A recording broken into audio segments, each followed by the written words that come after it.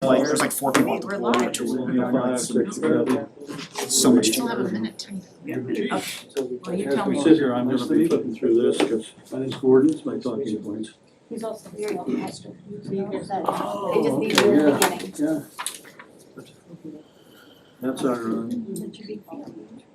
Okay, it's 7 o'clock. Okay, right.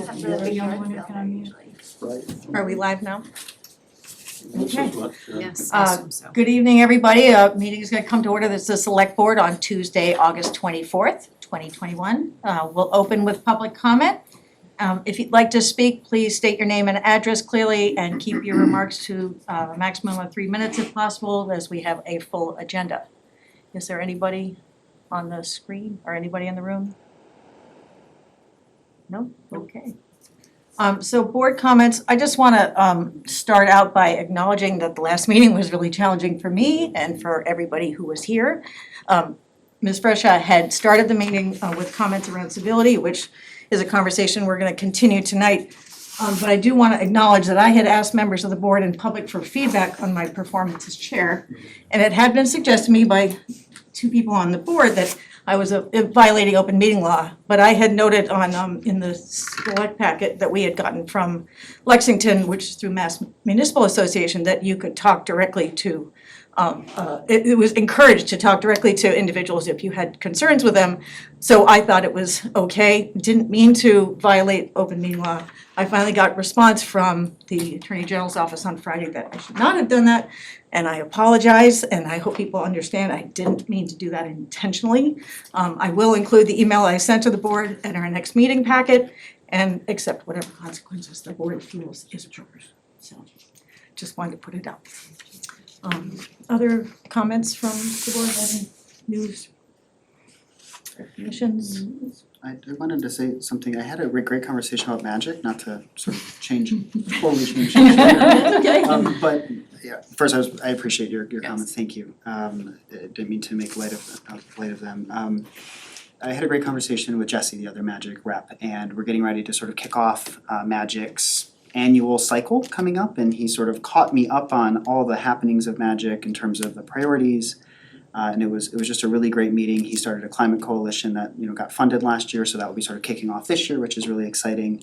And our first meeting is September 14th, so I'll hopefully be able to report back to you all sort of as this gets kicked off, and we can talk some, show some great things that Stow's doing on the climate coalition front, which Jesse, spearheaded last year. So it's really exciting, I think, for a lot of us as we just started our Green Action committee, and I think outside of that, we have and we'll need to make some priority choices in terms of sort of coming up over the next year, as most of you know. And so when that happens, I'd love to just suggest to you, Madam Chair, if we could throw that on the agenda for a quick sort of 5 minutes. What is our board thinking, as our priorities and based on what's coming back, so. Would that be after the first meeting, you think? Oh, yeah, that will be in a couple of months. Okay, all right. I'll send you Great. an agenda email. Do you want to talk about our meeting today? Sure, you went. Yeah, sure. So Ellen and I met with Kate Hogan and Senator Jamie Eldridge and Kathy Sfera and Jesse Stedman and Denise to talk about just sort of big picture, how can they help us? And so I felt like it was a really great, productive meeting. We talked about lots and lots of things with the town and types of monies that are available and all sorts of things. So it was a great meeting this morning. So can I so that wasn't just focused on Lower Village, it was just. No, we talked about a few things. Yep. Okay. We did talk about Lower Village PFAS. That was it. Oh, no, that's not true. Hold on. Well, there was a brief on track road just to update them Yeah. on what was going on. Yeah. We talked about housing choice, we talked Climate. about energy efficiency. There's one other topic that we talked about, but it was more, how could they help us? What resources could they provide? More specifically around sort of the Lower Village water discussion and PFAS. We talked about transportation, van transportation. Yeah. But it was really, when can they help us? If there are things, if we're applying for grants for other projects, to keep them in the loop, because then they can advocate on our behalf.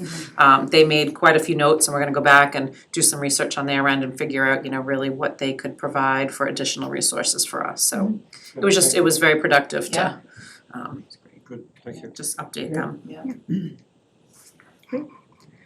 Okay, so first on the agenda is appointments. First, welcome to Dolores Hamilton, who will be our first and newest employee as Assistant Town Administrator. Welcome. Can you tell us a little bit about yourself, where you come from, what you've been doing until you came to Stowe? Certainly, I started my career in healthcare, always wanted to be helping people. In time, I moved into human resources and was recruited to the city of Newton by a headhunter. And so I became their HR director. I was there for 15 years and then moved to the town of Framingham as the HR director there. A fascinating time to be in Framingham as we went from a town to a city and a new form of government. But I have to admit, I like the town atmosphere better. I love human resources, I love people, enjoy helping in any way I can, whether it's my expertise or not. I'll dig in and find the facts and try to find a solution to any problem. I love what I do. That's great. Well, we're super excited to have you. I know Denise is really excited to have you. Yes. And your first day is September 13th, is that right? Yes. Great. Board members, any Welcome comments, aboard. questions? Thank you. Great. Sorry you're here on a vacation day for you. So we're gonna have the swearing in right now, so we can make it official. And we've got our assistant town clerk here, Deb, to, are we gonna do that first, or are we gonna do them together? Yeah, you should make a motion and appoint her first. Make a motion. Please. How about, Do you want me to do a motion? would you like to do a motion? I will do them. I move to appoint Dolores Hamilton to the position of Assistant Town Administrator through June 30th, 2022, and subject to annual appointment thereafter. Second. All in favor? Aye. It is unanimous. Thank you. Forgot we were voting first. Okay, now it's official. Now we can swear you in. So should we just? Yeah, why don't you come up? Come on, Deb. In case people don't know, Deb Scythe, our assistant town clerk. Thank you. Raise your right hand. Do you, Dolores Hamilton, solemnly swear to uphold the bylaws of the town of Stowe, the town charter, and the laws of the Commonwealth of Massachusetts, and perform the duties of the Assistant Town Administrator of the town of Stowe to the best of your ability, so help you God? I do. All right.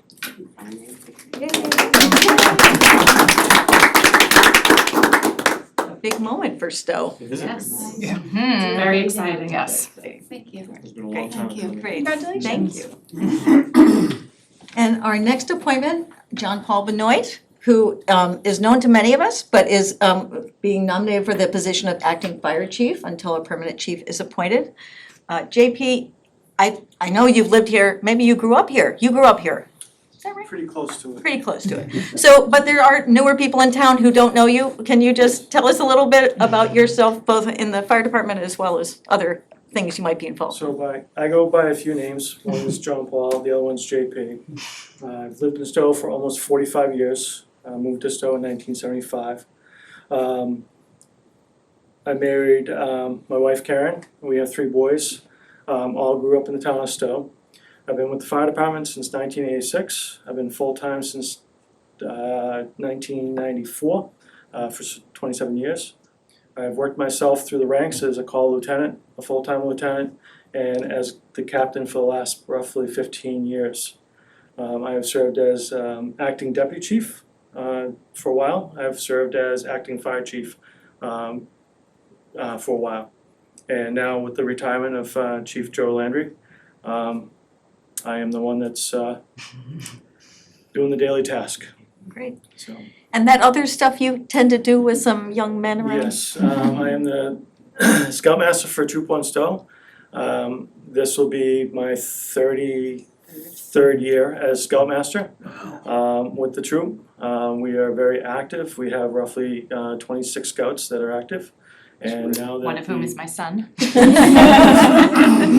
we are very excited that we can finally meet in person after a year and a half almost. So we have actually, I have one scout that has completed his Eagle project, and I have 3 more that are working towards their Eagle project, which would make it 91 for the town of Stowe, Wow, since we started in 1912. Wow, that's great. most impressive. Any questions from the board or comments? What else is there to say? I'll take a motion. All right, I move to appoint John Paul Benoit to the position of acting fire chief until a permanent chief is appointed. Second. All in favor? Aye. Unanimous. Congratulations and thank you. Thank you. Thank you for all your service to the town. We're gonna swear him. She's gonna swear him. Yes. Do you, John Paul Benoit, solemnly swear to uphold the bylaws of the town of Stowe, the town charter, and the laws of the Commonwealth of Massachusetts, and perform the duties of the acting fire chief of the town of Stowe to the best of your abilities to help you God? Yes, I do. All right, thank you.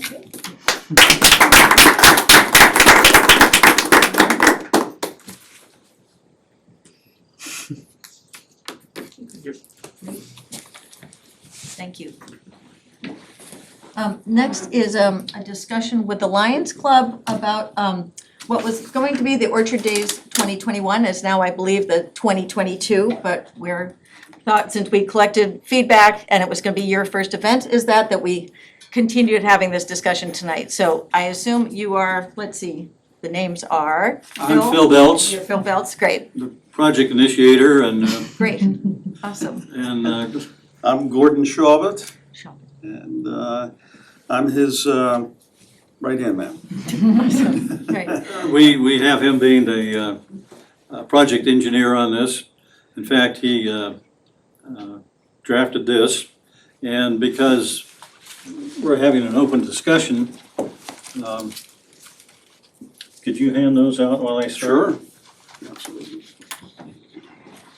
I think these are the pictures of the layout of the property. Yes. Right. So we got those, I believe, in our packet. So, Okay. but maybe Okay. some of the Well, audience it's good to members. have, More? in front of you now. Yes. All Make sure the- these Especially folks have because them. it's sideways on my screen. Oh, on your screen, right.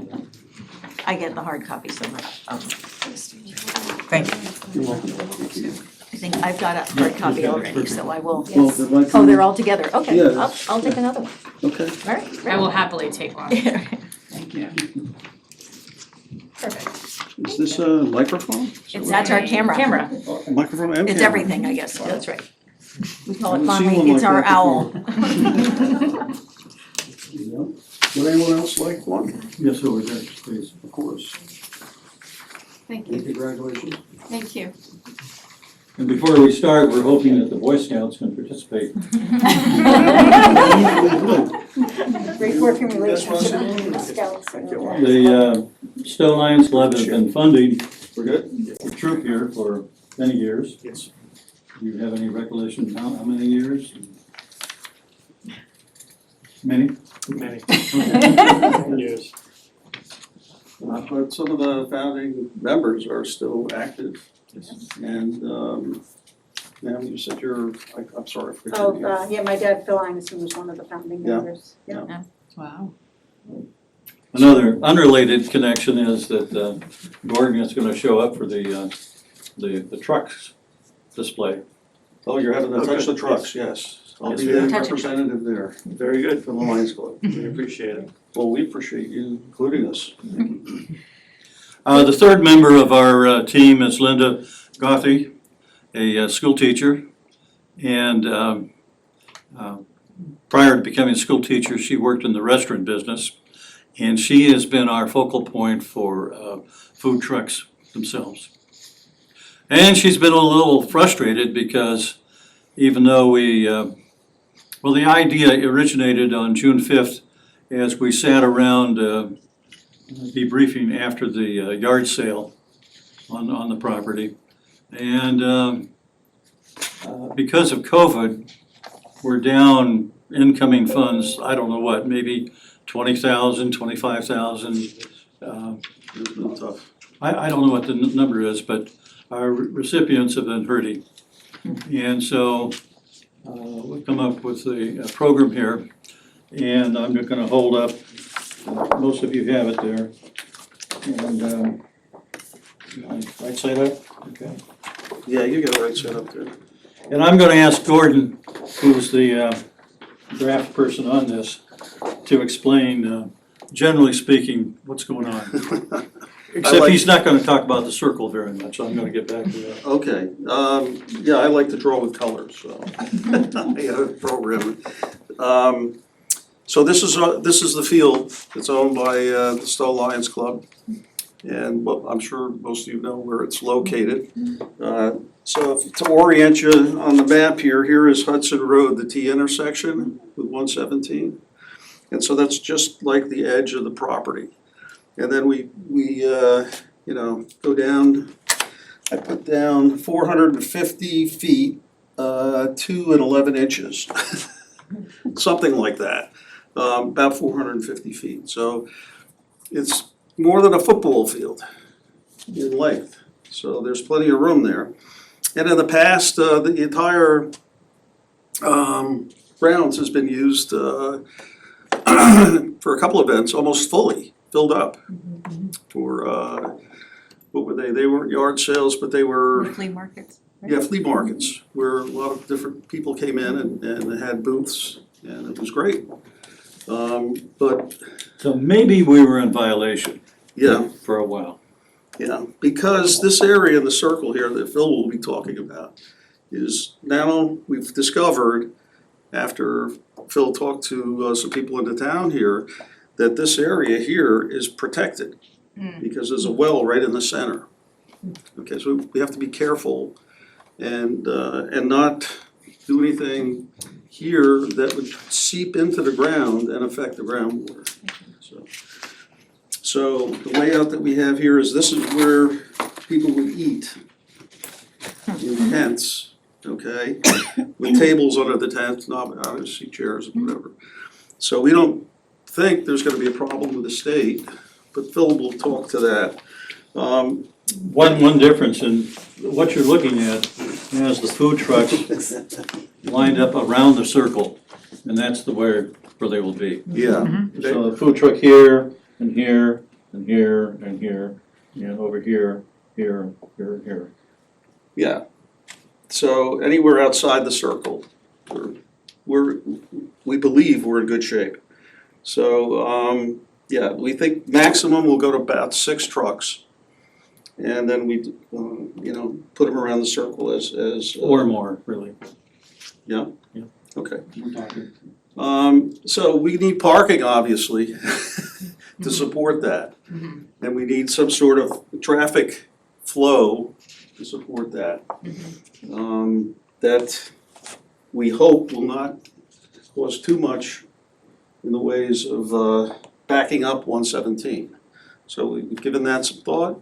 We have some comments, as a matter of fact, from the police department and the fire department.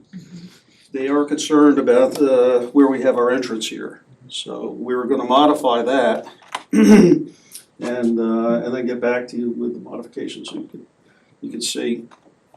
But one of the things that we thought made sense, and it was hard to point it out on these small 8.5 by 11 drawings, and you can barely see it here, but what we think makes sense is to put cones down the middle of the road so people can't cross from the other side to come in.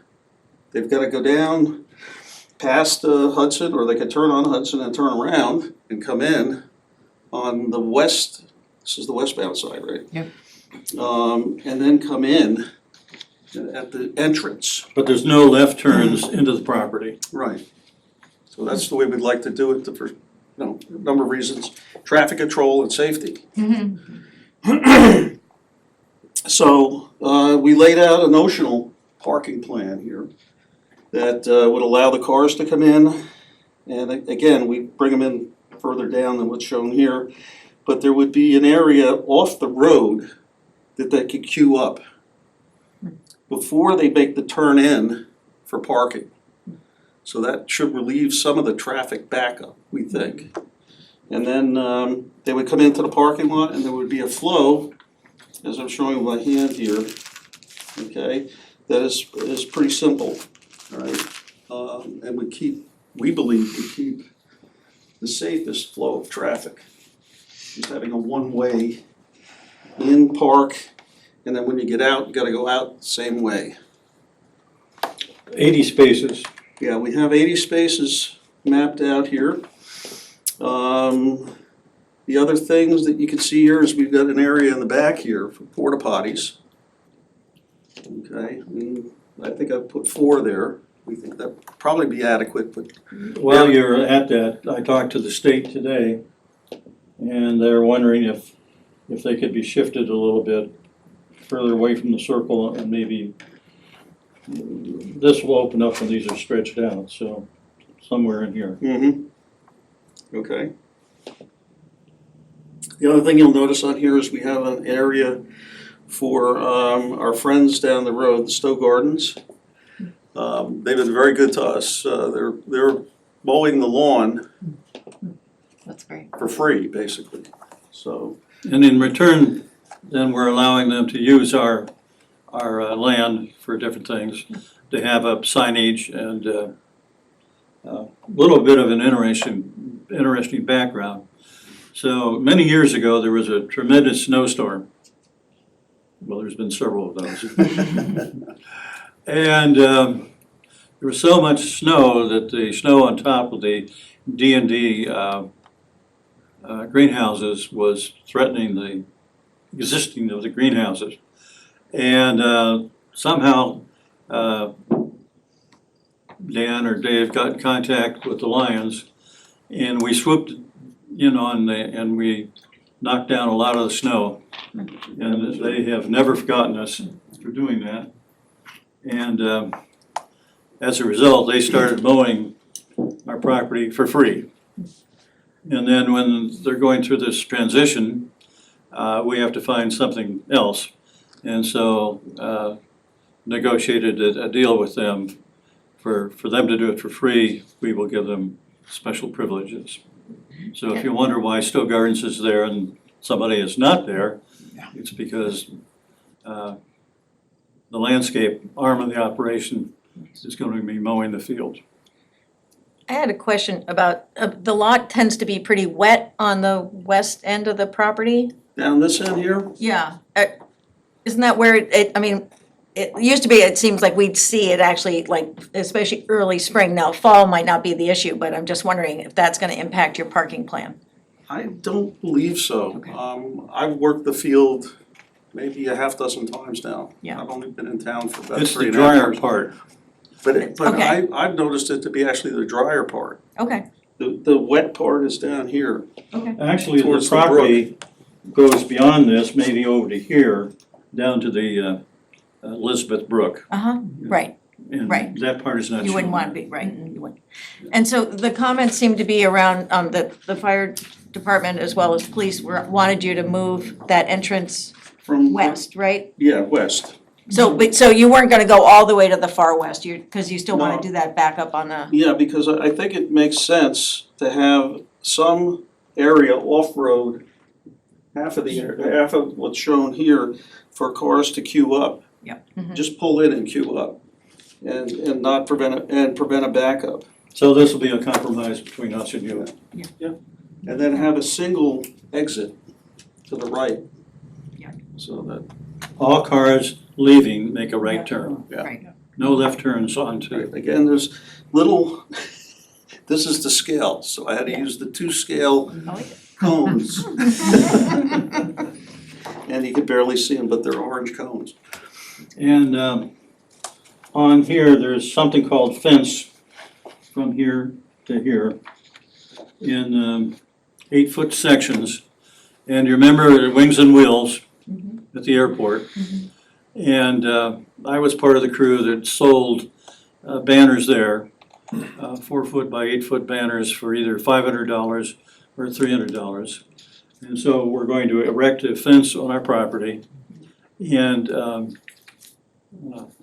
not much more than what we've actually sold. And these banners will be attached there. And I think there's a limit for, is it 3 weeks or 21 days or? Temporary Temporary signage. So we're hoping to have it finished by the time we're finished and taken down. So your plan is for next fall? Next fall. And I can't remember if there was minor concerns about it being during apple season, that's already a pretty busy time on 117. I mean, obviously, that's good for you guys, because that Yes. brings more people, that's your point, right? Right. Yeah, I've been exposed to the, I don't know if it's the car entrance numbers or if it's the people entering, but at Honey Pot. And I can hold this. it really starts around the second to the last weekend in September. And come Columbus Day, it's kind of finished. You know, after that, they keep coming, but that's, so we're proposing the 3 weekends ending with Columbus Day on a Monday. Oh, so it's 3 different weekends? Yes. 3 different weekends. Mhm. I think I missed that. And I they're did both too. days on each weekend. And one of the ways we're hoping to staff it, because we don't have that many members, is to use, Those famous Boy Scouts. well, to use the Boy Scouts. Maybe the Girl Scouts. And Linda has negotiated a deal with a school that has a requirement for students to provide public service. And they'll come over. And that's a no cost to us situation. But then we're also proposing that we approach the Rotary and the Friends of this and whatever, and say that if a person comes on our site, we will pay $10 an hour to their organization. Not to them, but to the 501c3. And so we're helping to get a lot of people that way. During the actual Saturdays and Sundays, there will be a field general. And on some of the time, it'll be this general, it'll never be me, because I'm not a general type person, I'm a staff person. And we've got 2 other generals in mind, and then we'll have all these people at our disposal, and so. Other questions from the board?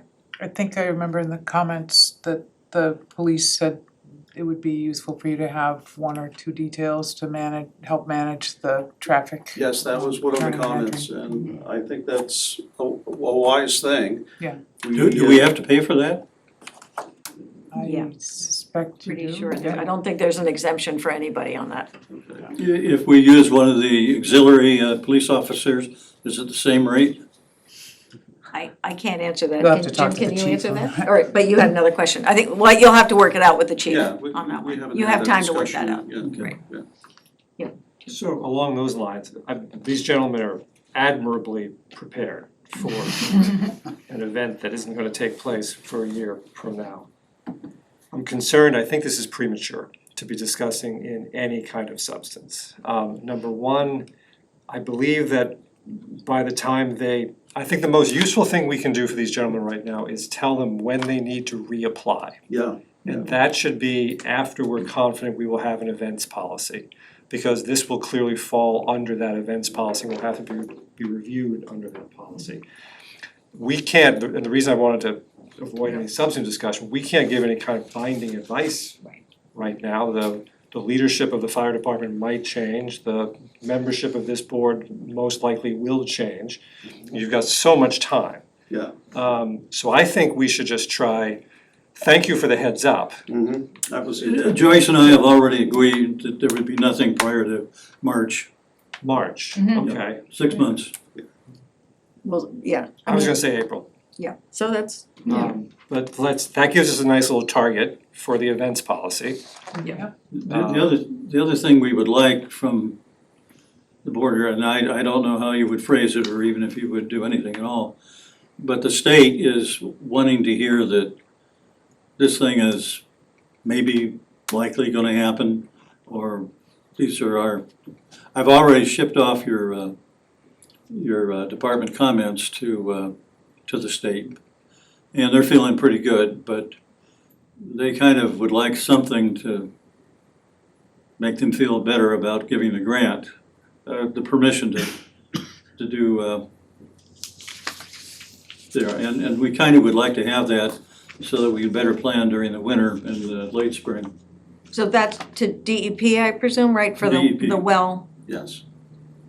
I would think that we don't have that authority. I know you don't. I don't know if it's appropriate to ask conservation, I mean, that was the letter we got was from conservation around that issue, right? Around the, That was one of the comments that we got. I mean, I think Mr. Salvi's right that we can't make any votes on it yet, because we have talked, we wanna make a more clear event policy. Yeah, I understand that. But So, we're caught in I a don't- little bit of a catch-22. Yep, I understand.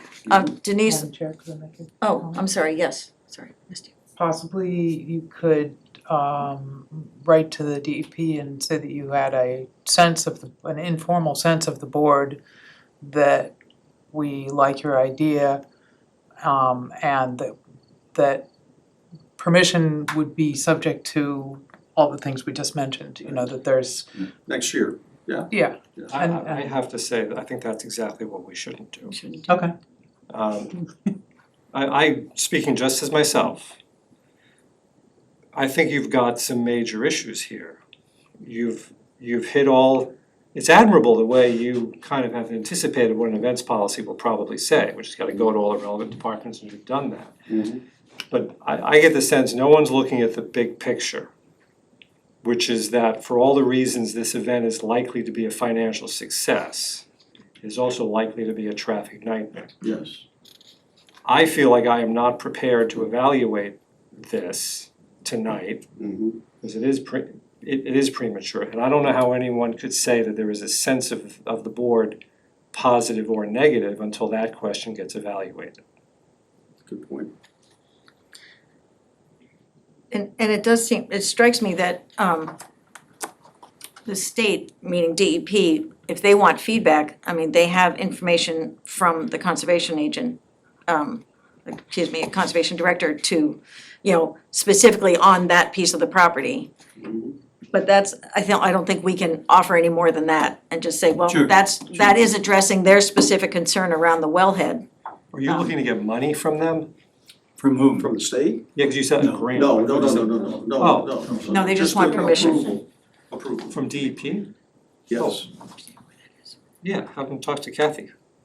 I'll pay Yeah. for that, but, For example, if the state says no to eating on the wellland, And then 100-foot circle there. the project is over.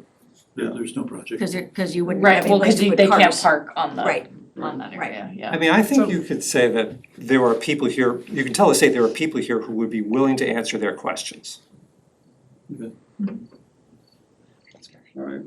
Well, I know that Susan Connors has made phone calls into the building here. Right. I've spoken with a couple of different people. Okay. I think the zone well one for a public well, if that's what this is, allows passive recreation, which typically means walking trails. Yeah, So some people would call eating passive recreation, but again, I'm not an authority. I was That's a good way one to time think on the about it. Conservation Commission. we would agree. Yeah, I think our chances of getting approval for a plan like this Yeah, are pretty good. Move the porta potties away from the well. Right, yes, right. Maybe not too close to the garden displays. But I echo Mr. Salvi, you've done a lot of thinking about this and, you know, and now you have another year to tweak it, so I'm confident that once we come up with our policy, that you'll be ready to address it, we'll give you plenty of time. It'll give us time to work with the food truck vendors too, which was we were very last minute with Yeah. them. I'll take something out of his mouth. He's membership chairman, and we're looking for additional members. Stowe Lions. They can be government officials or employees. Good pitch. Okay. That's right, there you go. Thank you. You're sharing the No. load, right? Thank you, Joe. Thank you both Thank very you so much. much. Thank you for your time. Right. The next item on the agenda is the Stowe Film Permit Guidelines and Application. Denise? So we have been approached by a group looking to film a movie in town. It started with just at a private residence, but the more I've been speaking with them, they have expressed some interest in other properties in town that are town-owned. I've spoken to several other communities, I've spoken to folks that are on and part of sort of the mass film office. They all recommended that we have some formal guidelines and application. Obviously, the application more so because it tells us, you know, where, what they need to do. The policy I put forward was taken from several communities. They all use the same one, like everything else. They just sort of rotate around. I would tell you that I do believe that the company looking to film is a larger motion picture organization.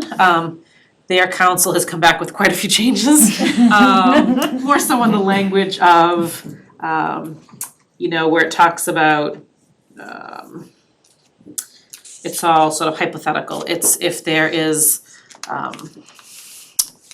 agreed to errors, if there's agreed to damage, if there's agreed, you know, so so I think that can certainly be tweaked, but I think we need the framework of having something to start with. So like I said, I put this forward to, and I did forget to change the full address to Great Road, but so just wanted your thoughts on number one, having filming take place in town, if the town was open to that. I will say they expressed they would make a sizable donation to the town to use some of our property. I haven't even spoken to the departments that would be most affected to see if their property is available because I wanted to talk to this board first. I think, quite frankly, I think it's great. I think in one of my prior communities, it was Swampscott, and Grown Ups 2 was filmed in town. They actually built a sound stage in town that, you know, from the outside, it just looked like a building. And then when you went inside, they built an actual house, they put an in-ground pool. And then when they were done, that stuff was gone. You had no idea that they were there for 6 months filming a movie. They really, they do a lot for the community. They invest a lot of funding in it. They spend time in the community. This particular film has reached out to several neighboring towns as well. They really want to film in this general area. So I think it's I think it would be a great thing for us. And I think it's great to have something in place anyways, because more and more movies and TV shows are being filmed in Massachusetts, and Dexter just wrapped up in Bolton, and so the opportunities could be endless if we are a welcoming community to the film industry. Well, I'll add, I worked for an aging building nonprofit in Framingham, actually, and they came in and did, oh my God, I'm gonna forget the movie. It was with Rock Johnson, the ballet school, I don't remember what it's called. Oh, Yes. was that Tooth Fairy movie? Anyway, Something like that. but Yeah. they did amazing work to the building, which desperately needed it, and it all stayed afterwards. And so it was a total bonus for that building. They not merely painted, if you go back and watch it, the ballet school was our building. And plus they were terrific in town. They were, they made themselves available and everybody was excited. And so I think it can be a great thing. So, with obviously restrictions. So questions or comments on the draft?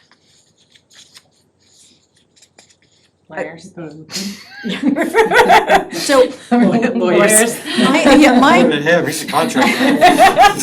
I thought this was great, Denise. I think we absolutely need a process. I think being open to this industry is absolutely what we need to be doing. Yep. From the legal side, I thought this was great. I can already see what comments they're going to make based on my own reading of the indemnification agreement, but that's just what I do for a living. Is that boring stuff, but I didn't have any comment on the actual paperwork. I thought this would be great, and if we need sort of town council or somebody to, understand, when they're adding in something like a mutual consent process, they can definitely, handle that off of this form. So I didn't have any suggestions on that. Yeah, so KP Law has actually already approved this for one of our neighboring communities, so they got the sign off. Like I said, this exact same policy has gone town to town, so. Perfect. I had two, oh, go ahead, Jim. No, me? Yeah. I think it's great. This has been going on in towns around us for a while. Harvard had Little Women, and I told you they built an entire building next to the Harvard General Store in front of the cemetery. Swore that it would be gone. I did not think it was possible, and a month later, gone like it never existed. Something in Sudbury, they dumped a car into a river. I don't remember what that was for. Dexter was filmed in Bolton, so I think it's great that we could get our piece of the pie on this.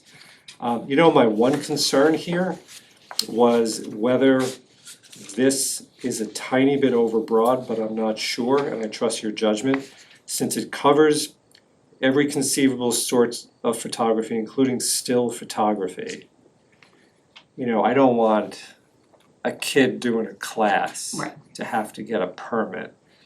You set the limit at 5. That struck me as a tad low. I leave it to your good judgment, whether, your good judgment. Well, I just felt that some, you know, if there were a commercial, you know, might be a small crew filming something. The limit can be, quite frankly, the number of persons and the permitting fee per day has varied. 5 was the standard and $100 per day was the standard. Some go higher, some are lower.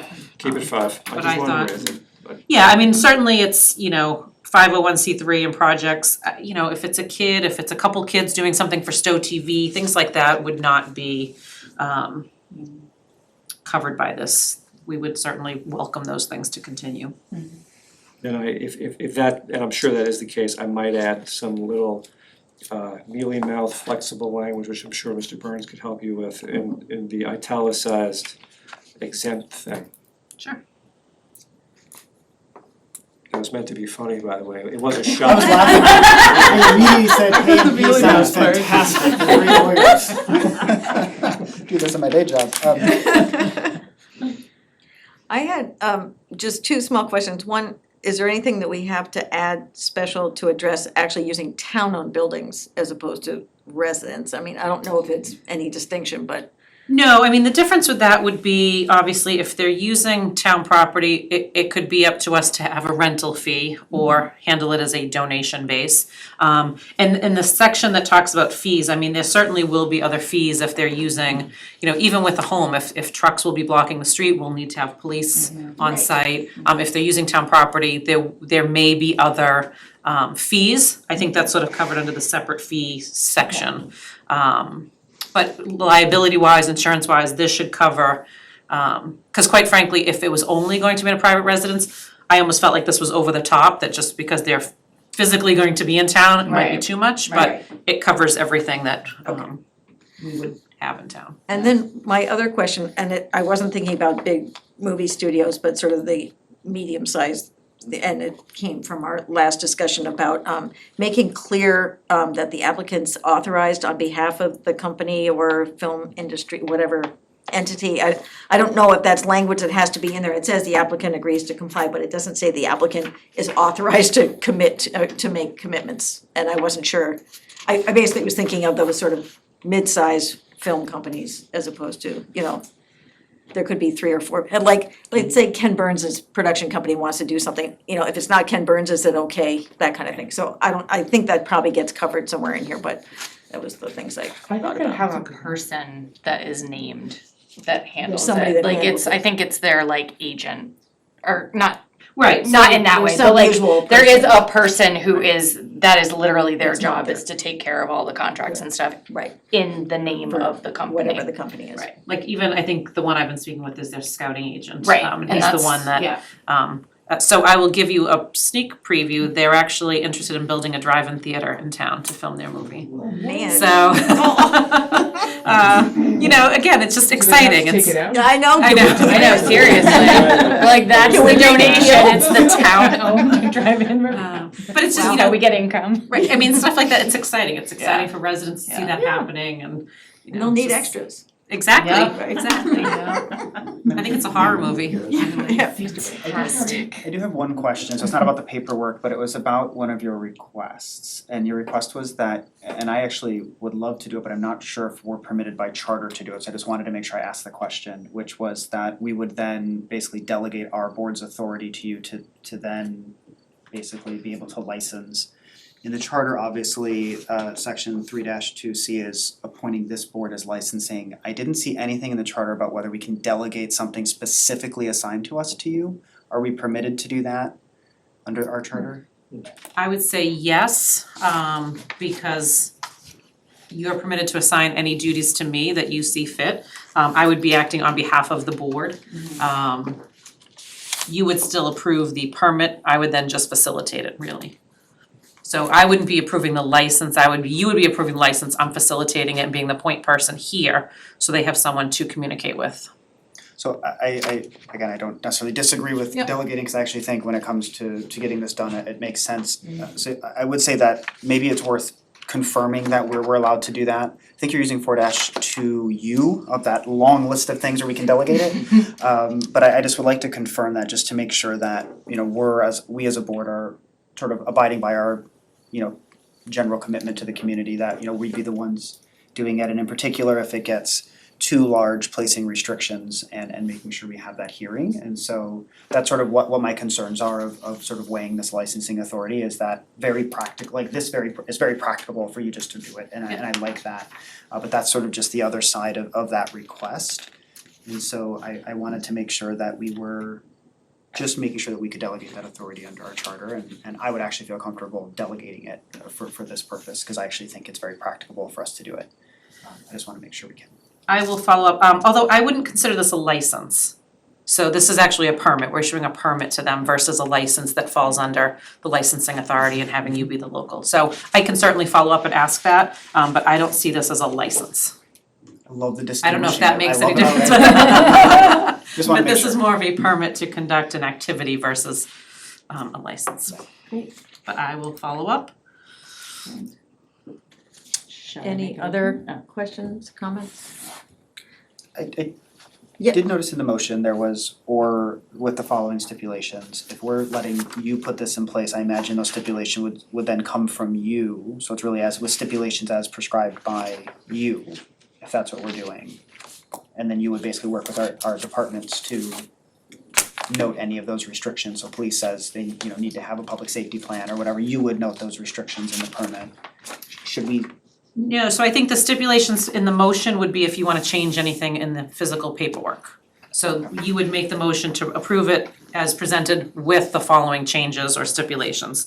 I think then, you know, so once this comes before the board, we'll present this, you'll say, yes, we're in favor of this, and then designate me as sort of the point of contact, if you will, to, like, again, facilitate the permit with the company and with the respective departments.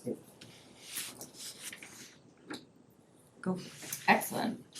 I move to approve the application and guidelines for filming permits in Stowe as presented at this meeting, with the fee for application set at $100 plus any town expenses for police, fire, or highway services.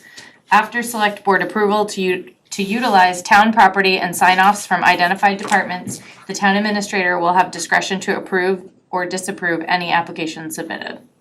Second. Any further questions, comments? All in favor? Alright, That is unanimous. Great, Thanks. that's exciting. That's very Okay, so next is the town administrator evaluation form discussion process, next steps.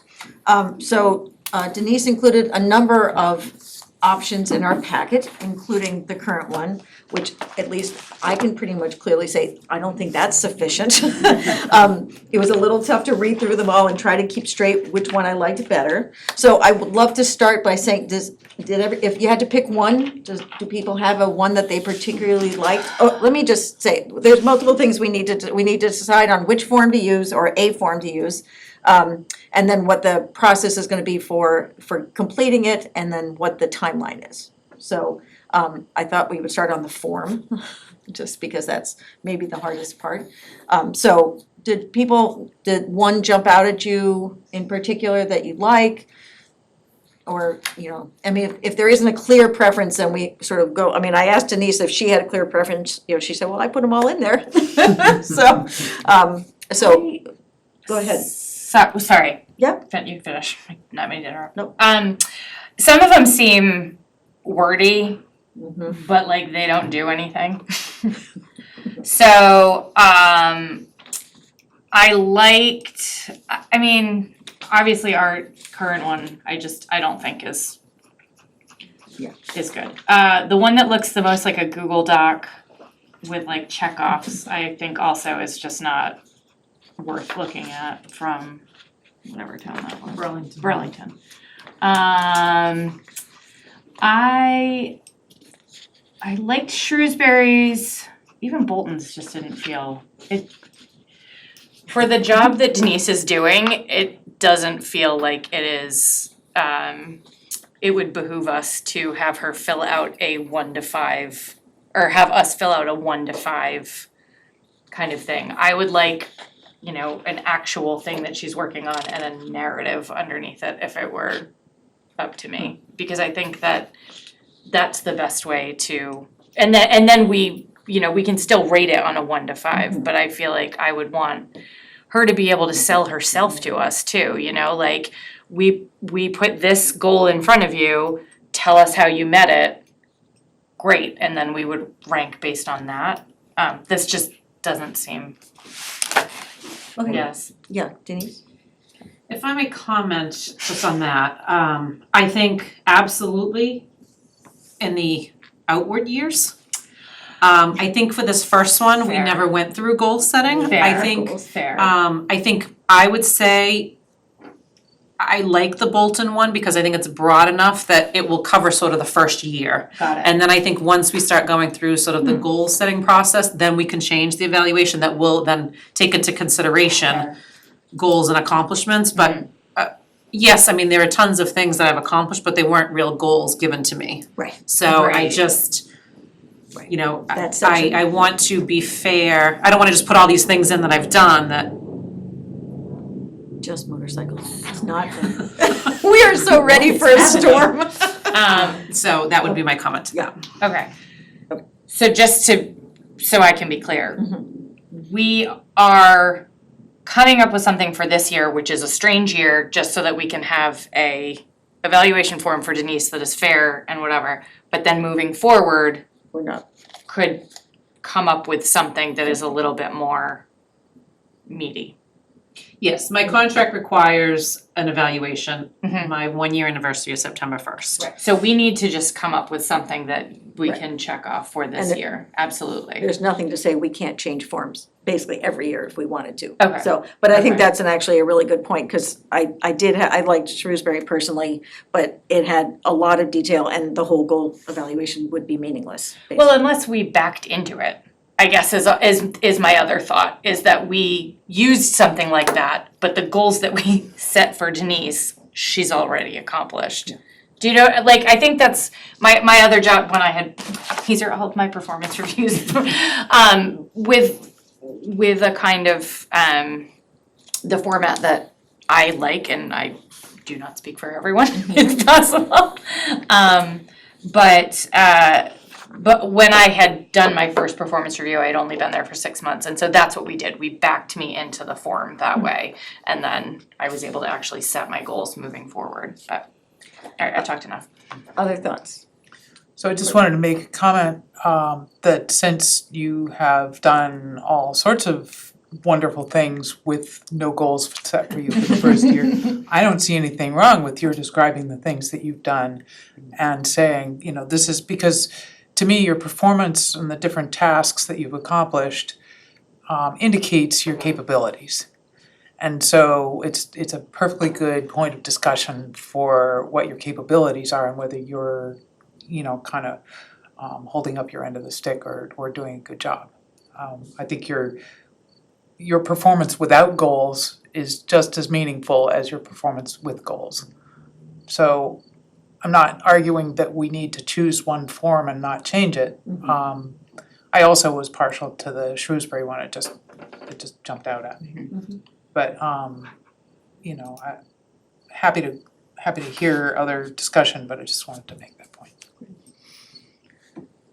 Mr. Burns or Mr. Salvage? I would like to agree with Ms. Fritcha. One of my biggest concerns about setting goals in the future is that we're not also acknowledging all the work that the town administrator has been doing and is doing. And I like to make that also part of the goals, because I think it's important to be recognized and to be evaluated on all the work you are doing too, not just stretch goals or you know, how we're trying to change things. So I completely agree with Ms. Fritcha. In fact, I think that would be the most valuable evaluation this year, is for you to help us understand all of what you've done, which I know is a task, you know, to undertake, but I think it also gives us that great foundation to build from there how we want to move forward, and for you to also say, when we were doing this, I ran into this problem, and then it's like, great, how can we help that problem become a solution next year, and then make that a priority too. So I like that suggestion. And I also thought the town of Shrewsbury's was one of the best. I also like the town of Bolton's. I thought it depended of whether, frankly, I wanted to rely on your suggestion because at the end of the day, I think this form for me is not as meaningful as it may be to you.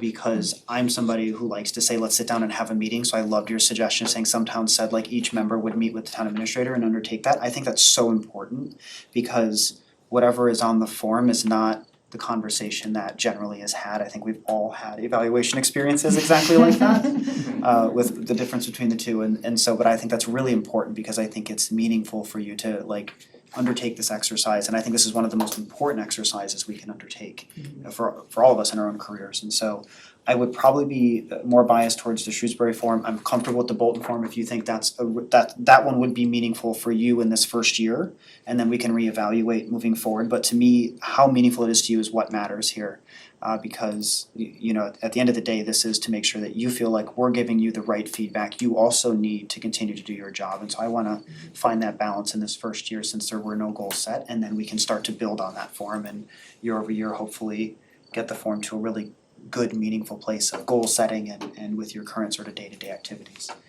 So I'm fine with Shrewsbury or Bolton, but my preference would be if there is a preference from the town administrator. Mr. Selby. First of all, I was assuming that whatever form we develop, Denise fills out a version of it as a self-evaluation. We see that going into it. If I had to pick one, I independently picked the Bolton one. Although our current form is obviously a blank slate, the ideal evaluation form for me is one that has a little more detail and prompts the reviewer to think about certain things under the categories, but doesn't try to micromanage the reviewer. And I thought Bolton struck the right balance, but I was also keeping in mind we don't have goals, so I kind of struck out the ones that were goal heavy. I see why you're all going for Shrewsbury. I hadn't really, for me, it's just too wordy. And it's the kind of evaluation I would want for someone who I see on a day-to-day basis. But not someone who I only see once every 2 weeks and have only a general overview of. So if I had to pick one, I would pick Bolton. I also liked Carver and Burlington, which nobody but was it Burlington? Yeah, Burlington. But Bolton, I put 2 circles around, so I like that one. Yeah, I mean, I like I actually went through, because Bolton and Shrewsbury were my favorites, and I went through the headings, and then I was trying to understand like what's missing on the other one. So that's why what you said sort of struck me as like, oh, this is the year, there are no goals, that we didn't get goals, so maybe there's a little too much drilling down on the Shrewsbury one. But I think I liked just that it was the categories, because I agree, it's very wordy, but I like it did drill down into some specifics that I actually know that, Denise is addressing, like public relations and finance administration, and things that were very specific. But maybe we can wait until next year, I'm, so I guess it sounds like we're willing to, like, if you feel like the Bolton one is a good fit for this year, let's go with Bolton.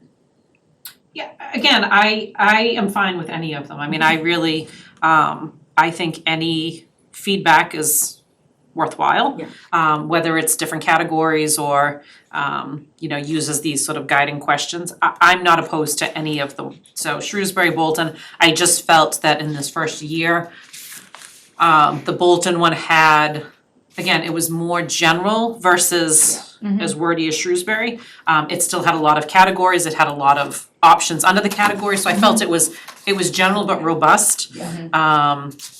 Versus Shrewsbury, it's really, 11, it's only 11 questions. Yeah. So does it really cover everything? Is it too specific?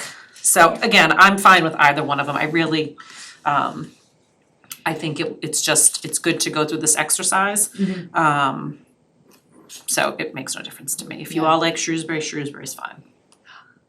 I do appreciate that Bolton's got that section 3 where the goals being set for the next year are right there. Like, so it's, Holds us to it. well, and then it also allows if there's nothing here, right? This is just sort of like moving forward, so, and then we could take this section and then move that into Shrewsbury format for the following year. So yeah, I'm happy with the Bolton one. So are people comfortable with it? I'm just hearing a sort of leaning towards Bolton for this year. Is that good with everybody? Circle's good enough? Doesn't get any better than that. I suppose 3 circles, but I've never seen that. So I was looking at the procedures, actually it's written down on Shrewsbury, which I also like, cause it reminded me like, okay, steps are narrative self-evaluation, copy of the narrative in a blank review form will be distributed to each board member. Board members will submit reviews by a date set by the chair. The designee will compile the scores from individual reviews and develop a consensus overview document, reminding people that there's one document that will be shared with the public, and then there's the detailed one that essentially will be in Denise's personnel file. So that seems like, and then again, it talks about, board members may meet individually with the town administrator to discuss aspects of the performance, basically to go over each person, which I think is, to what Mr. Burns said, I think that's a valuable part of the filling in the gaps of what you can't really explain in writing or scores or whatever. So if that's, that seems like that's sort of the standard process, and then the question is, when Denise and I spoke about it, I'm willing to be the one to compile it, if people are okay with that. And then, but that, again, I think that everybody on the board sees no, they don't see the individuals, they would see the compiled one, right? But we'd assume that everybody would meet with Denise one-on-one. Other thoughts on that? If someone else is interested in compiling.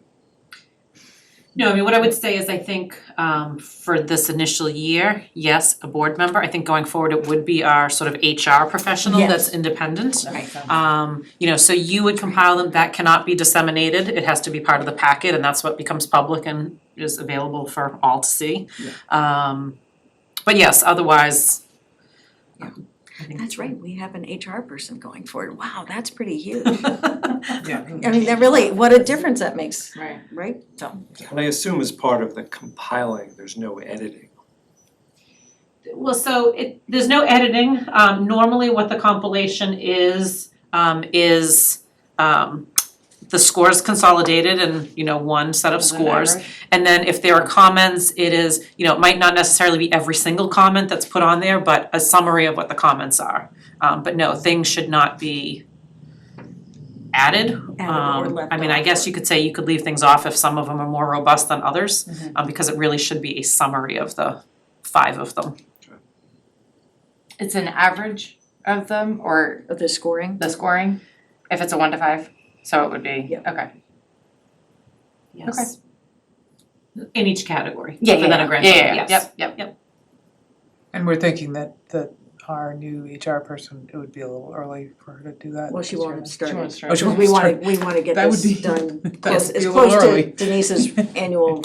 I think the expectation is that because there's 3 weeks between now and our next meeting, that on the 14th, we would then have the public discussion of if everyone has enough time to fill it out and submit it, that's when we would have the discussion of the. Cause I was thinking, roughly Labor Day, everybody would finish their evaluations. Now, that doesn't mean that you wouldn't meet with Denise separately. Right. Sometime later, but that I would get all the scores and start and get that done in time for the packet on that Friday. Great. Okay. Is that okay with everybody? Can I just say one thing? Of course. Yes, that's fine with me, but the whole discussion highlights for me that we don't have any goals. Right.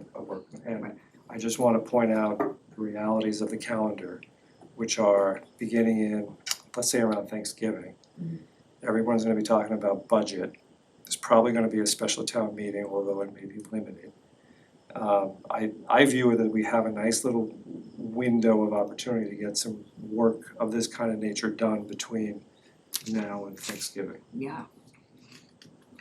I was hoping a lot sooner for, I'm just- particularly cause we made some progress on our Right. goals as a select board, which we said we have to do before we give Right. Denise goals, because she's basically trying to help us meet our goals.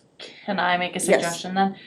As, if we are to adopt this Bolton model, it does have a section for goals in it, and I think all of us put in our individual goals and then we figure out what the goals are based on what we've all put down. I think that that's gonna be,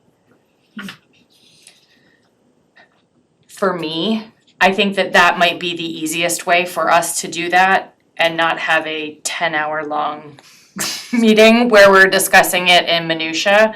I think that that's a way to sort of get around, if it's all, I don't know, maybe I'm violating 1,000 laws, I don't know. I'm just saying, like, that seems to me the practical way for all of us to have a say without deliberating.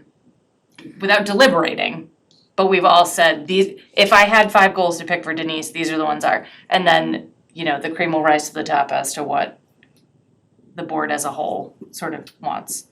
No? No, so the only thing I would say to that is, I think that's great, it can be part of this, but it should not go with the evaluation, cause then I would say that those can be sent separately, Okay. to be compiled, so that we're Okay. not dealing with open meeting So law maybe issues. we leave off that section for this evaluation, Yes, cause the but it section is could be actually, something that we send separately right. to you. yes, cause this is actually prior year goals that we're supposed to list, on this exact. But yes, I think as part of this exercise, as part of the you could all put, you know, 1 to 3 goals and send them, and we can compile them for the agenda for discussion. I don't think those should go through the chair. Got it. Right. The evaluation you can, Okay. cause you can consolidate that, but when Okay. it starts getting into topics that you will be actively discussing Okay. as a board, I Okay. don't think should go that way. I think where we left it, Yeah. I think, was Denise was gonna take the mishmash of the conversation that we had and outline goals, and that also gets her input into it. I don't just want, I want her input. Is this, now that you've got Dolores on board, is that something you can? In another month. Yeah, right. Yes, Okay. I still. Oh, right, because we don't- Not a month. She's not starting until the 13th. Yeah, true, true. Yes. Yeah, I will happily put some together. Okay.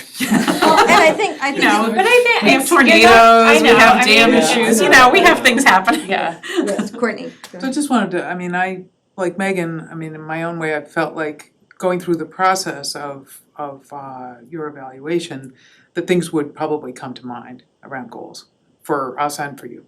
And so for me as a process, I thought that would be useful because I might revisit, I mean, I've actually had some thoughts lately, oh gee, this has really become knotty problem and I think it should rise to the top of my list of goals. So I would love another whack at, you know, goal setting and you know, if we put that into the mix of previous conversations and sort of look at it all, I think maybe that would help us.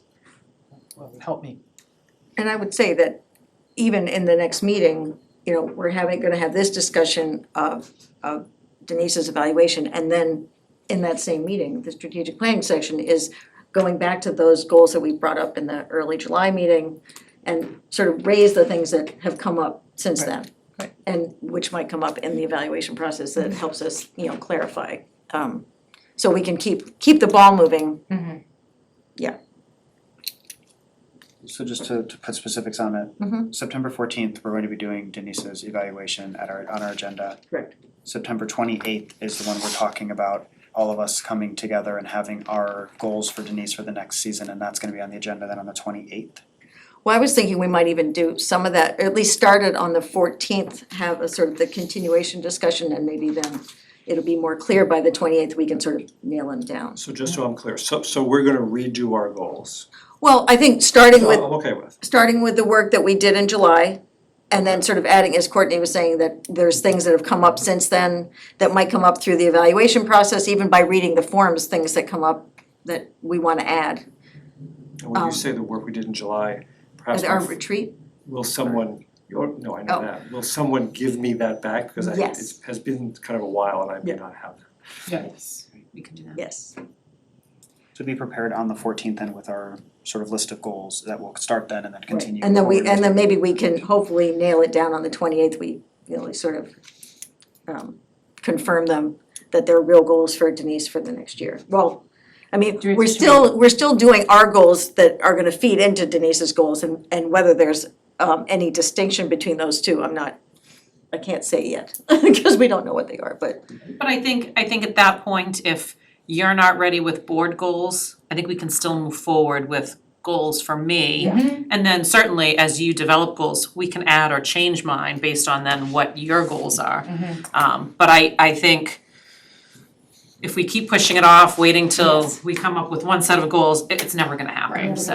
Right. I think we should commit to, I can certainly put goals together based on the conversation, and then yes, if you all have stuff that will then lead into that discussion, I think that would be helpful.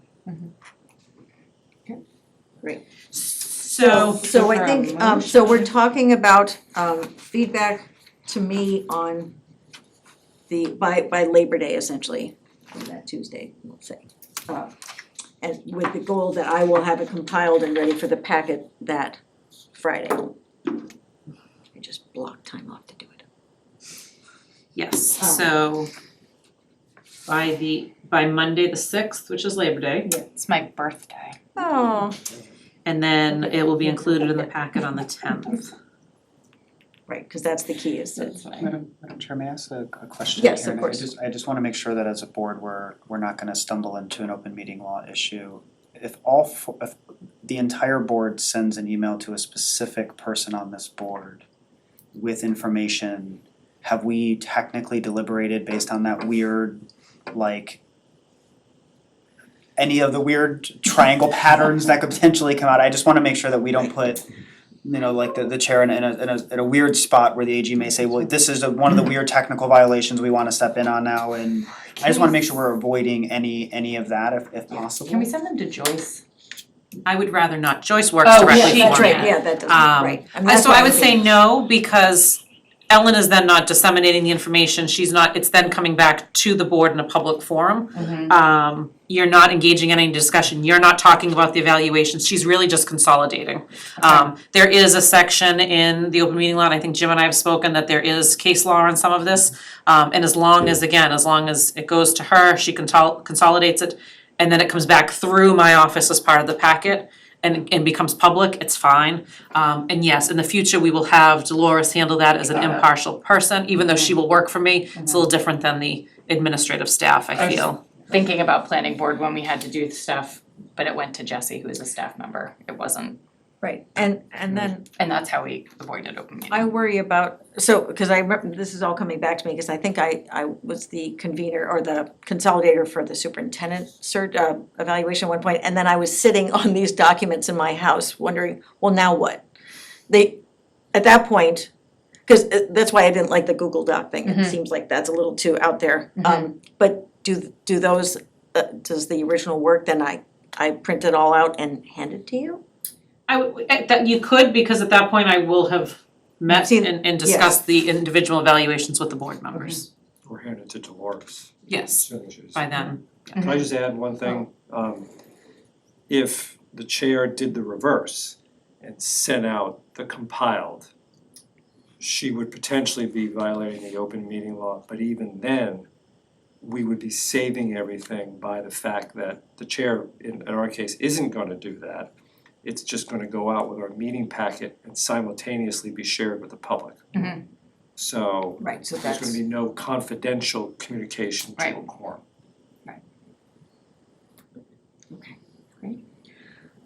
Okay, given that, we need a, Can I just ask before you make a motion? yes, of course. So it does look like the decision, I guess what do they call them, the sections are all fairly generic, there's nothing specific.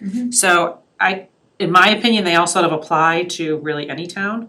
I will tell you the same, like everything else, the same evaluation has made its way around our region. And some other towns have changed and added some things. Is there anything in the categories you want that you think should be different?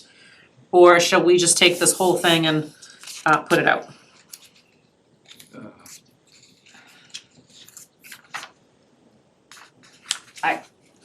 I feel like it's generic enough that in year one, for myself, that I'm comfortable with just taking this and using it.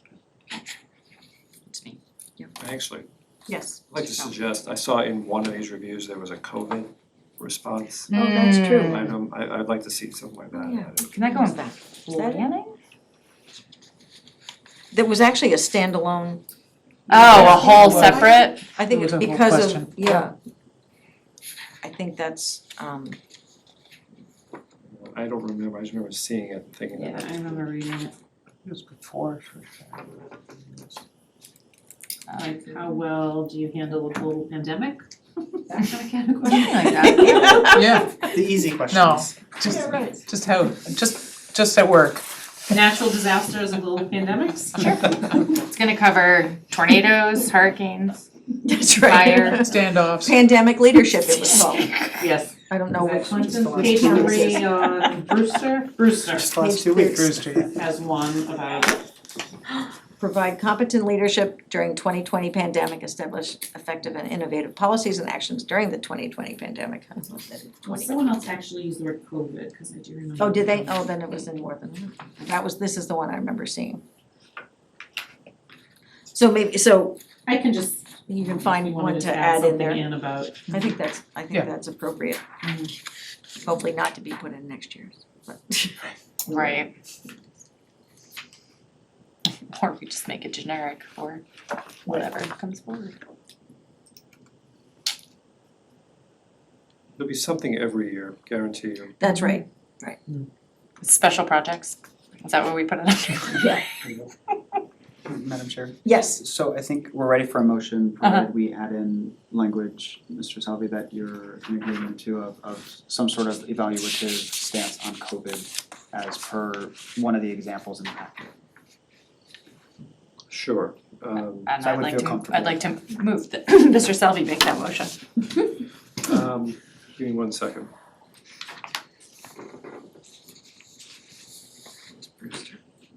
Brewster was the one I was finding, the pandemic one. Madam Chair, I move for evaluation of the town administrator. Strike that. Madam Chair, for evaluation of the town administrator's performance, I move to prepare a new town of Stowe evaluation form based on the example provided from the town of Bolton, modified to add evaluative criteria regarding the coronavirus pandemic. Second. Any other questions or comments? All in favor? Aye, All right, great.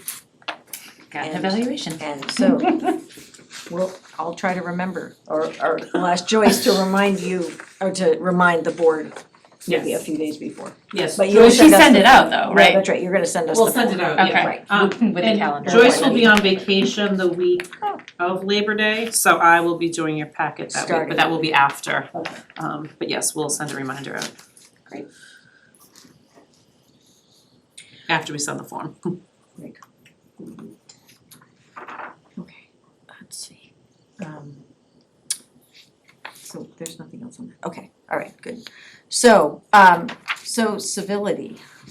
I'll just start again by acknowledging that I disappointed myself during the license transfer discussion. I received a lot of extremely helpful feedback both on my style and my facilitation. And I'm grateful for all the feedback I got, both from board members as well as the public, friends and neighbors. I was gonna suggest that we discuss adopting a code of conduct similar to the ones in the packet, but I think rather than starting there, that I'd rather just open it up to the board for thoughts, sort of continuing the discussion we started with when Courtney raised it at the beginning of last meeting, but and see where we go. Want to start? Do you want me to start? You're welcome to start.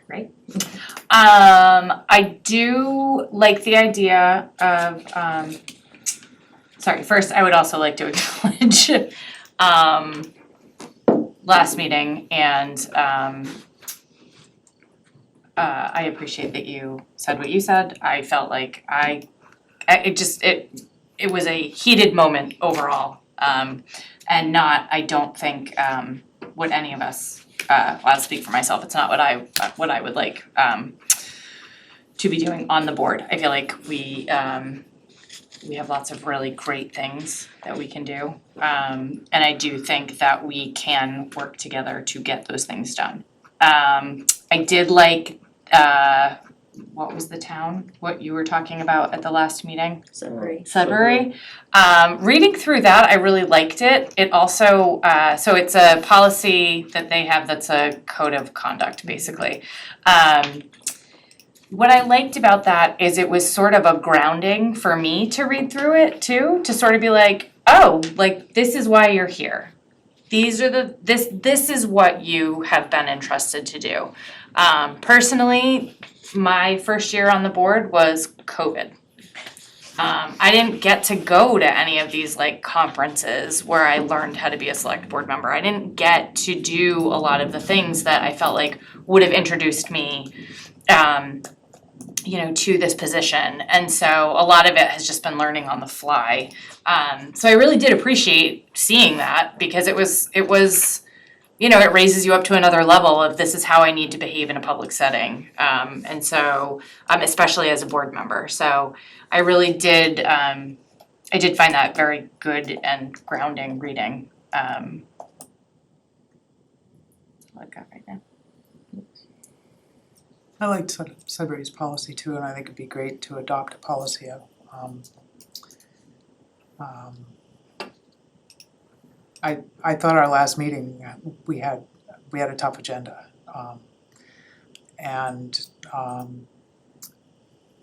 I am pretty sure that I'm not gonna agree with everybody all the time, and I'm not gonna agree with every word that, another person chooses to express their opinion. And my goal is to just be as gracious as possible. And I think we're doing much better this week this time. I was thinking about this today and I just wanna offer something else which I think is sort of on this topic. Somebody said to me somewhat recently that there's a part of our brain that makes us a judging machine. We have to judge because it's part of our safety response to our environment. But I don't have to hold my judgment in front of me and let it rule my thinking. If I take a moment, I may be able to set it aside and refer to it, but not have it be the only thought that I'm having. And that in itself is a practice, but when I can do that, it definitely helps me. I think we'll do fine. The policy would be helpful because we do represent our town.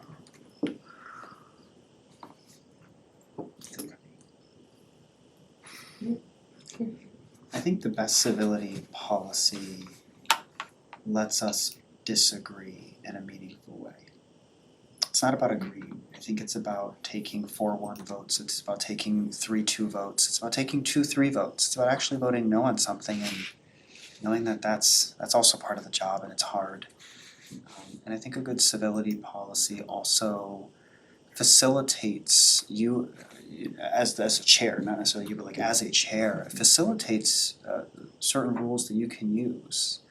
And I think that's helpful. I realized not only a civility policy in the last meeting, but also sort of a public hearing, policy.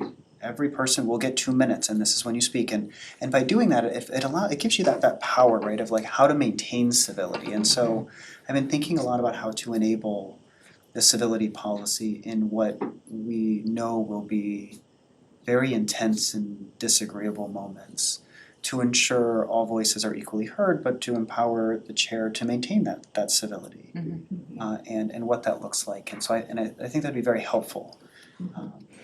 I really did like the Sudbury one as well, but I also like the Holden one. The Holden one was actually more for the select board, and the Sudbury one was more for a board appointed under the select board. So I think there's some slight differences, but not much. And I thought that was very meaningful, that there wasn't actually much difference between the two. So I did like that. I do think, however, when we get to sort of nitty-gritties and parts, I think enforcement of the code of conduct was one of the only sections that I read, and I like the first part, the select board shall enforce it. And I think that's important because I love the idea that it is about the board making a decision. And some of the consequences may include the following, or being removed from certain, like all of that, I think that was fair, but I like the idea of the board itself being just in charge of itself.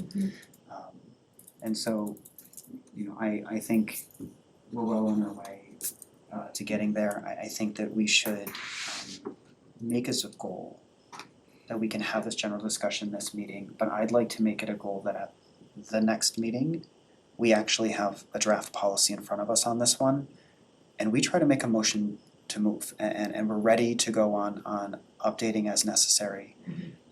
And I'd like to then enable this with the next thing being how we're going to run our license renewals and licenses, because that is coming up on November 23rd. And I wanna make sure we have that policy in place, because I want to see, especially you, Madam Chair, feel enabled by our policies and supported by them, and know that if you're sticking to our policies, it's giving you the tools that are necessary to do the job, because it's a hard job. I mean, the last meeting was incredibly hard to try to maintain certain civility and decorum and just process. And so I think if we can focus on that, I think, like you, Ms. Fretcha, my mind shifted on what the real priorities of this board needed to be based on last meeting, and I don't think that's a bad thing. I think it's a really good thing, because what I'm hoping is this leads us into setting a framework for how we're going to do this on multiple policies moving forward, and we're really setting this groundwork for us to disagree, but in the right ways. I have a slightly different take. I also want a policy, but I think the policies are primarily meant for the public. Some of these do address board conduct as well, but I would hope that I serve on a board where we don't need written policies on how to be civil to each other. But people in the public do need to know the roles. There was confusion at the last thing about what is a public hearing and what the difference between a public hearing and a public meeting, and when you can talk, when you can't talk. And we definitely need something that says public comment is limited to 2 or 3 minutes. People have gotten sued over that when the chair cut them off. But with respect to how we talk to each other, I want to make 3 basic points. Number 1, after having reviewed the tape, well, first of all, I'm sorry, I meant to start off with Ellen. I very much appreciate what you said at the beginning of this meeting and our conversation. And I appreciate everything you said today. I want to make basically 3 points. Number 1, at the last meeting and at others, where we go wrong is when the language of accusation is used. And this is, if I have a personal red line, this is it. And I've given a lot of thought to, I've been on this board for 11 years. I've seen a lot of raised voices. I've some yelling, people standing up and talking on a turn. I didn't handle it any better than you did. There's a lot of stuff I'm not going to throw stones about. But the red line for me is the language of accusation. I could give examples from the last meeting. I could give examples from meetings before that. I could give examples from last year. And by accusation, I mean declarative sentences that cast fault.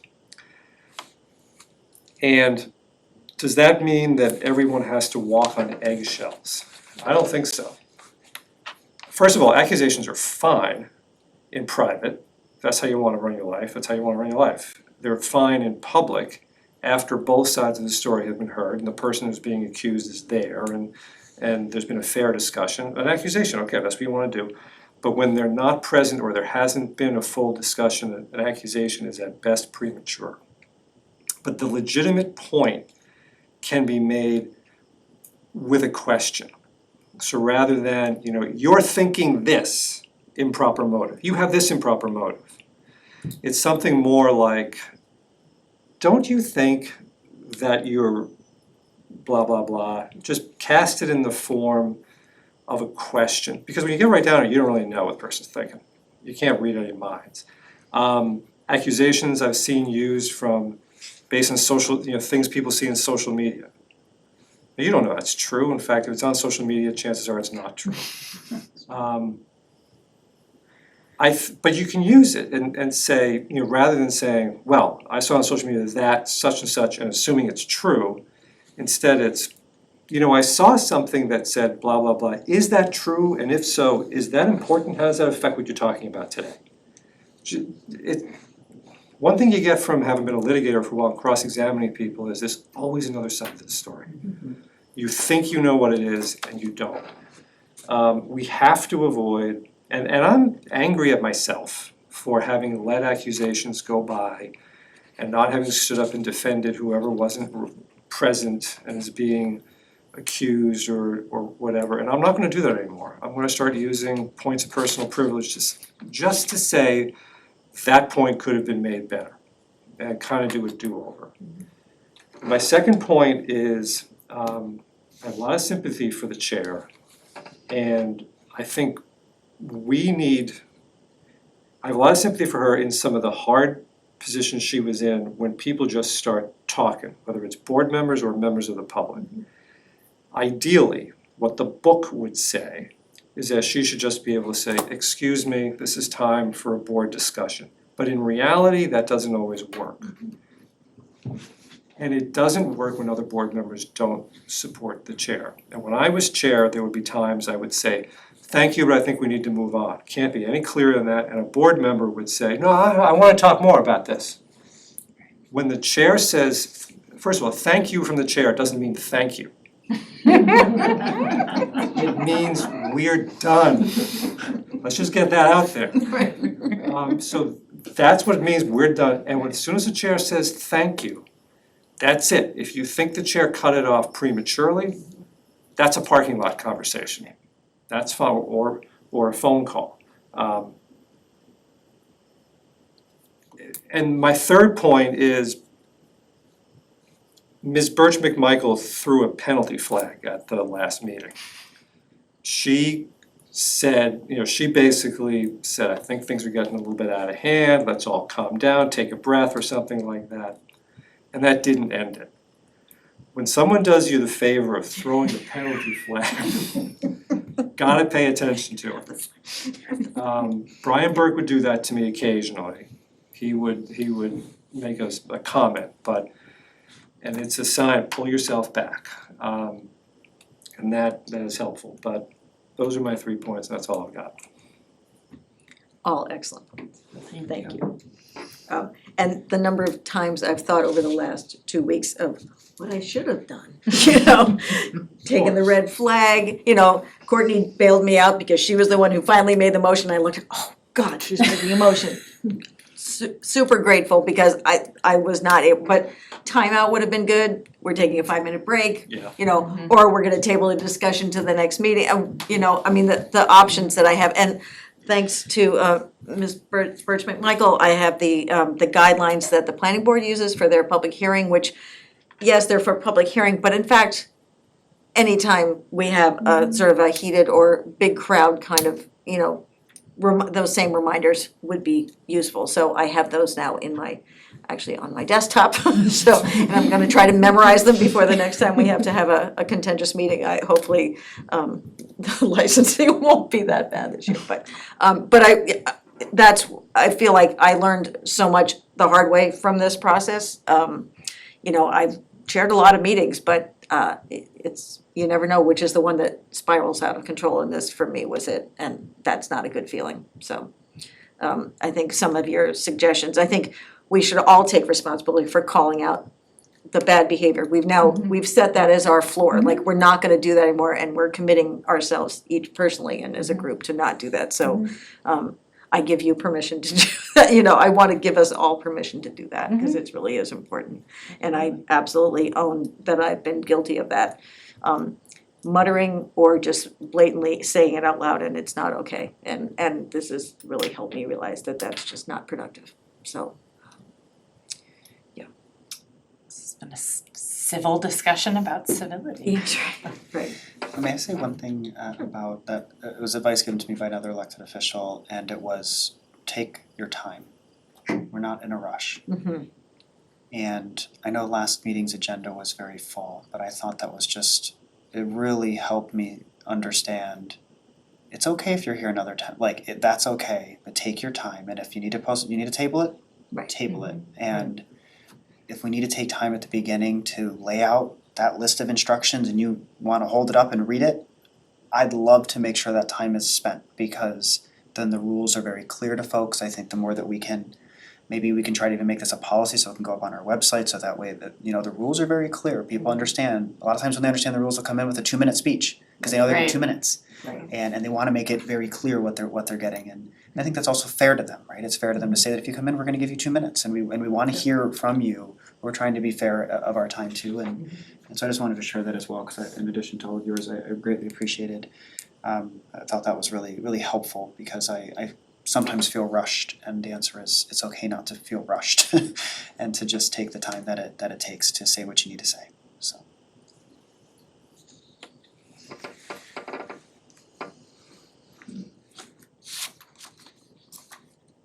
So Mr. Burns had suggested that we move forward the idea of a code of conduct and there's obviously a number of options here. Do people feel like that's a good next step? Cause then I'll ask her to volunteer to work on it. If you pick one, I can tweak it to be Stowe related, if you wanna pick one of the ones that were emailed out. The Holden one that was a little tongue in cheek. This is the Holden one. And then the Sudbury one is just, well, it's just that one page.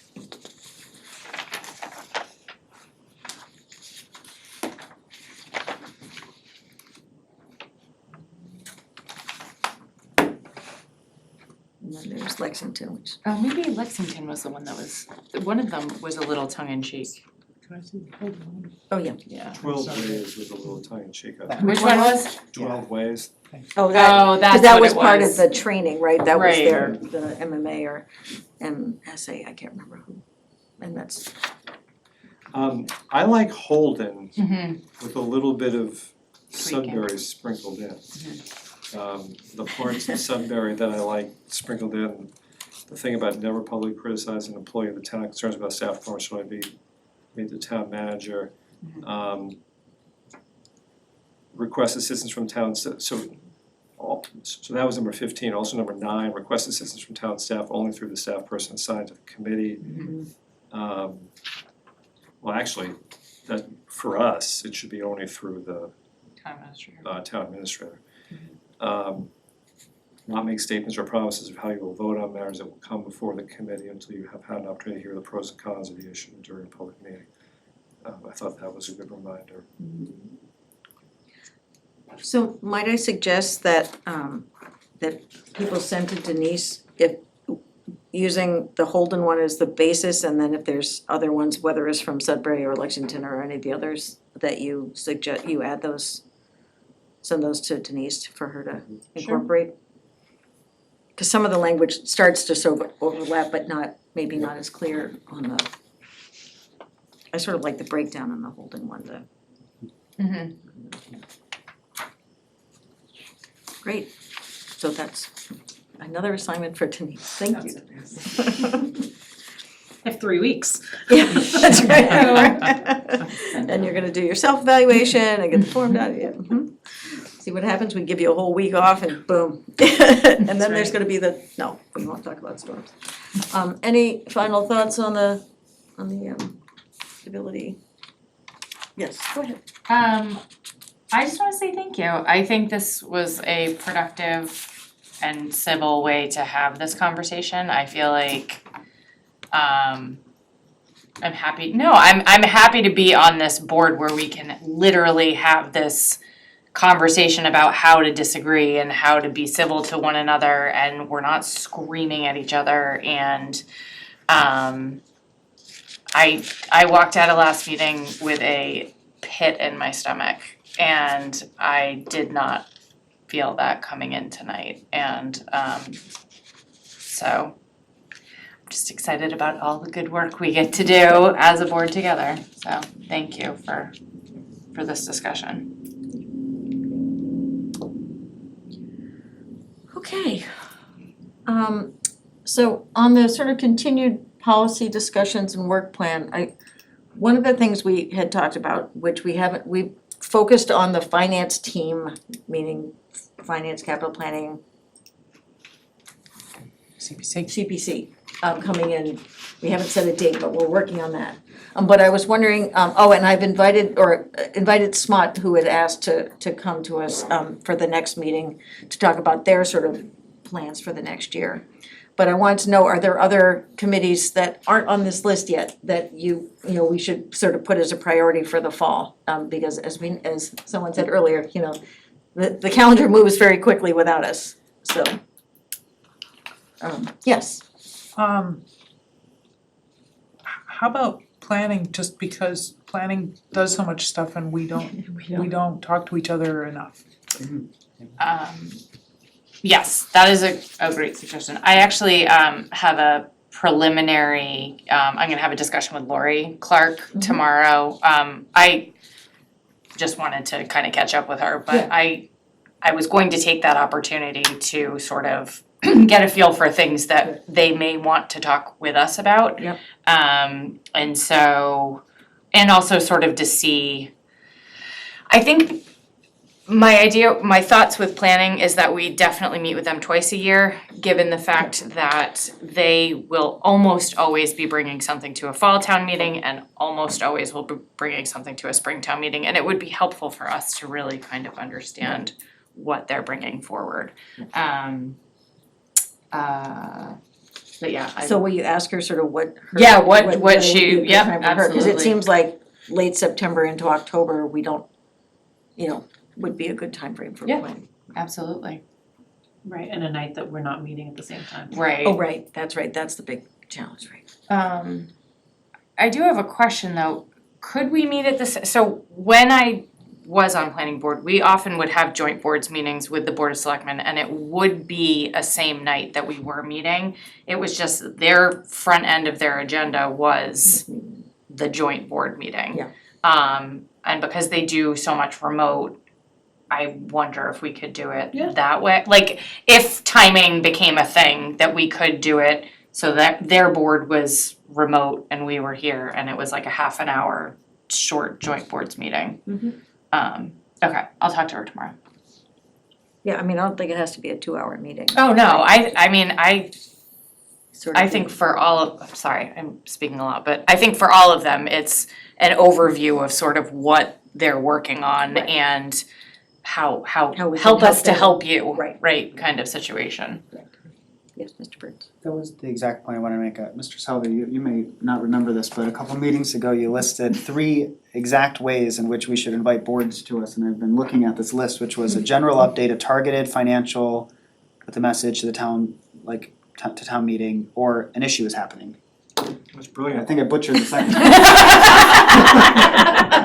My notes didn't do that very well, but I would like to make sure that when we're doing the invitations, exactly what Ms. Burchett-Michael said, which was that we're really asking for the general update, barring exceptional circumstances where we think we need to really have an issue's happening, how can we help you, help the town, get the, message out, what does this look like, but I would like to make sure that it's a general invitation, it's very much intended, come tell us what your strategic goals are, help us know where we could be of assistance, where can we provide feedback, just maybe we could come up with some general questions, and this may be just sort of through the first couple of boards, we'll finally figure out what those couple of questions are, but I just like to make sure that was the case, cause I greatly appreciated your structuring there and thought that we should maybe stick with, the first one, barring our financial discussion obviously, and the an incident happening, which hopefully no more happen this year. Thank you for recording. So Is a there- comment. Yes. Specifically the joint boards with Capital, CPC and FinCom. I think it would be really nice to stick to that very format, the general update. I did, just know people on CPC well because I was on it for a number of years, and I did hear some concern about us trying to maybe use a scary word, hijack their process of working through applications. And so I think it's important that we make it very clear to them that that this is an opportunity for us all to speak collaboratively and talk about what the town is facing. Not that we, the board, think that they should fill in the blank. So, right. Mr. Scully. Although I definitely do wanna talk to SMOD, I think we may have some higher priorities, and I think that they fall under what Mr. Burns recorded as the sort of general issue, like hot topic thing. One is CPC. I wanna suggest that we don't wanna wait to meet with them until November or so because of what we may be discussing in executive session. And we may, without hijacking their process, which I firmly believe we do not have a right to do, I do think we have the right to bend their ear. And I think they gave us the opportunity to do that last spring, but it was 3 or 4 weeks before town meeting and we felt constrained by all the hard work everyone had put in. We are not 3 or 4 weeks before town meeting now. It is time to set some priorities, give them our sense of priorities on certain projects and the way they ought to go or not go and others. So that's one. And then planning board, I actually think is a very high priority, not just because of Lower Village, which I think we're long overdue for a conversation there, but because of Track Road. We may very soon be hearing that we've got some money on Track Road. And we need to I think I can speak for this board and say that we all probably agree, this shouldn't be managed by Complete Streets Committee or even just the planning department. That should be a joint. And I know I've talked to Jesse about that and he agrees with that, but I think it would be a good idea for the planning board to hear that from the entire select board. If that's going to, so those seem to be kind of a front burner committees to me. We had talked about CPC and the sort of the issue around it's coming up at a town meeting, what's the right time, and I even talked to the conservation planner today about it, whether it's maybe not the right time to have that one-on-one, or not one, committee to committee conversation quite yet, but I don't know, do you have any thoughts on meeting with CPC at this point? I'd rather hold my thoughts till our executive session. Yeah. If I may. In terms of SMOT, they specifically asked, because there are multiple things going on with affordable housing that, Red Acre particularly, that hasn't been getting a lot of airplay, that they want to make sure that we're aware of what's going on there. And then they had some other things in their sort of game plan for the year that they'd like feedback on. So, given that we had nothing else on the schedule, I yes, it's probably not the number one priority, in town right now. I'd say Stowe Acres is, but that's why they're on the schedule for the 12th. I just don't want it to bump other things that might be, and I might not be in exactly the same position as the conservation director on this. Well, and Denise and I had talked about it, so we will discuss it as part of our executive session and see if that changes. But certainly planning, so I think getting, planning, I think especially for the track road is really good point. That's adds to the sort of pressure of having that conversation with the board. We're not just talking with staff, right? We're talking board to board. So, and you're talking to Lori, that's the right. Yes. So, One thing about CPC, I would love to hear more about what their process is, as I just don't understand it. So I think that if they were to come in and even just have the opportunity to sort of present that in this particular setting, it would be so helpful for me to just understand it, just because I don't. I will fully admit that I don't I know they do a ton of work.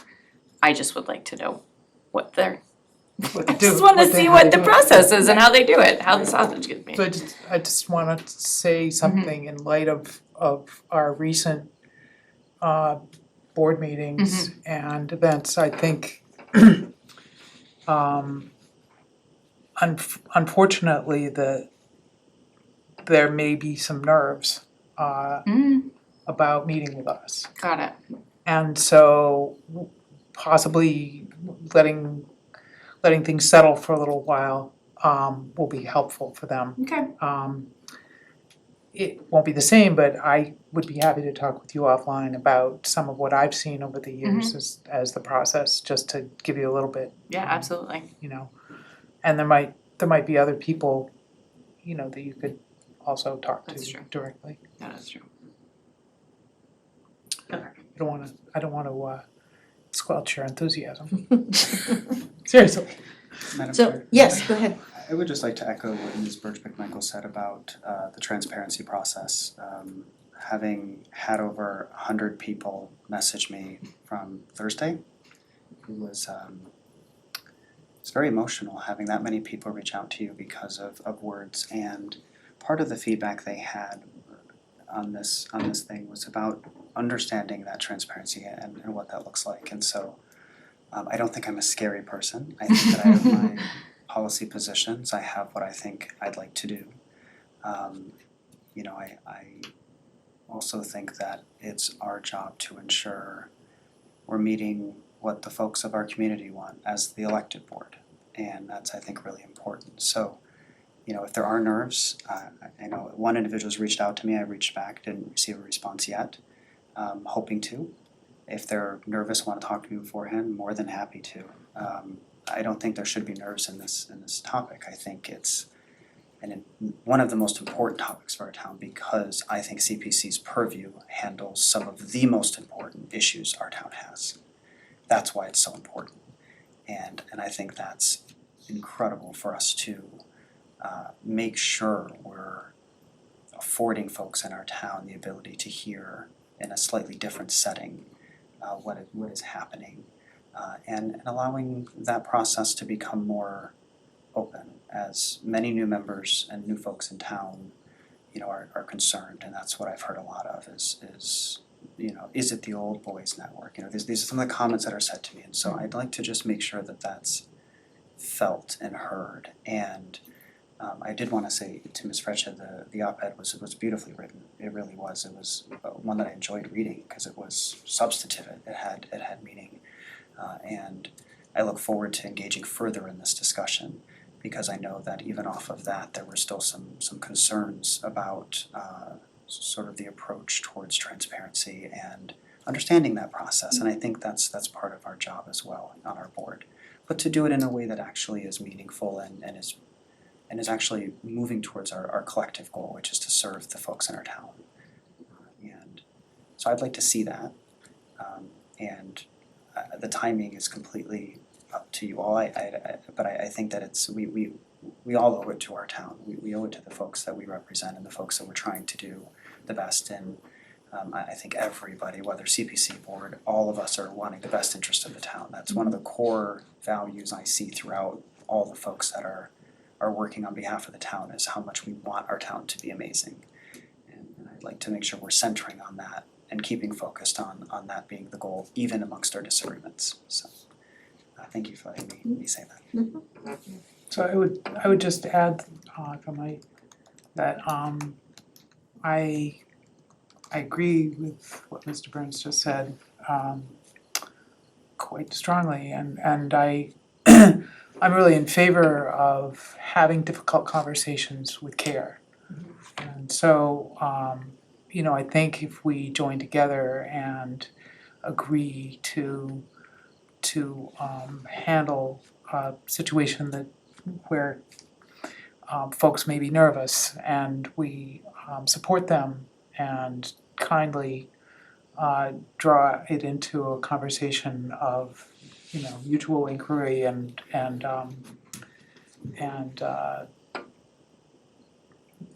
you know, candor in a safe space, that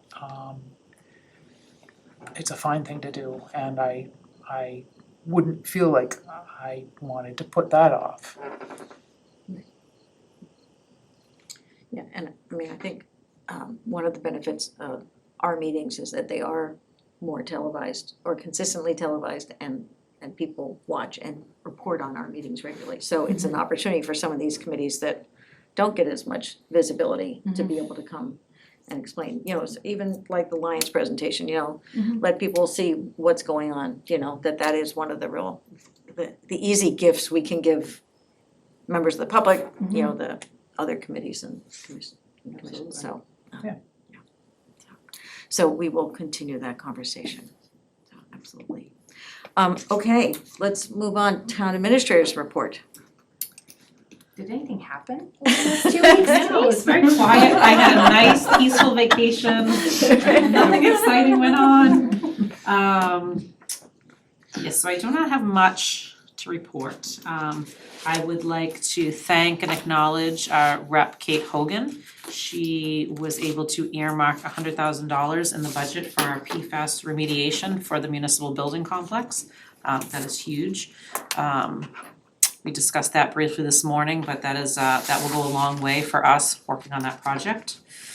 I would like to recognize the members of our police department, specifically Officer Fitzpatrick and Detective Scott, Chief Salisi, and everyone else who responded to the standoff situation on Monday, August 16th, which ended peacefully after several hours. The officers that responded did an amazing job assessing the situation and responding accordingly.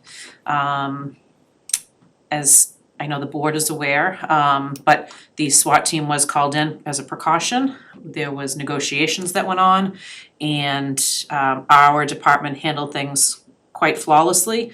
Everything worked out very well and came to, as I said, a peaceful closure. So I appreciate their work and their training that gets them to that point and can have them handle these types of situations calmly and appropriately. I would like to recognize the Highway Superintendent, Steve Nadeau, our Acting Fire Chief, JP Benoit, Police Chief Mike Salisi, and all of their staff handling the situation this past weekend at the Lake Boone Dam. As you may or may not know, we had a sinkhole develop in the dam Friday evening. We do have an emergency action plan on the dam that was immediately implemented. And as luck would have it, I was in the White Mountains, Steve was in Lake Winnipesaukee, Mike was at a Dave Matthews concert, and the fire chief was in Amesbury at another event. So not one of us was anywhere near the situation, but yet we all communicated a lot. The action plan went into place, engineers were called and came out Friday night. They worked overnight and then they reported back at 7 a.m. the next morning, made some necessary repairs. We did reopen the road to one lane yesterday. So there are barriers and stop signs in the compromised area until the engineers can provide some additional plans to shore up the sidelines. And we expect that work to take place in the next few weeks. Once that is done, we expect the road to be open. The road itself is, once this is done, is safe. We're still working on the dam itself. Obviously, the dam has been a long-standing concern. We need to make repairs and or replace the dam that we are working on designing anyways. Engineers have been actively out there marking off spots, checking on any compromised areas, watching the water flow, in the hopes that we can apply for a larger grant for actually replacing or repairing the dam fully. But everyone stepped up.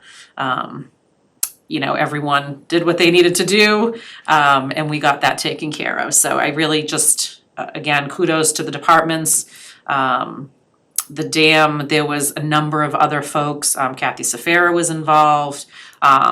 Dan Barstow and the Lake Boone Association was involved. Residents were participating.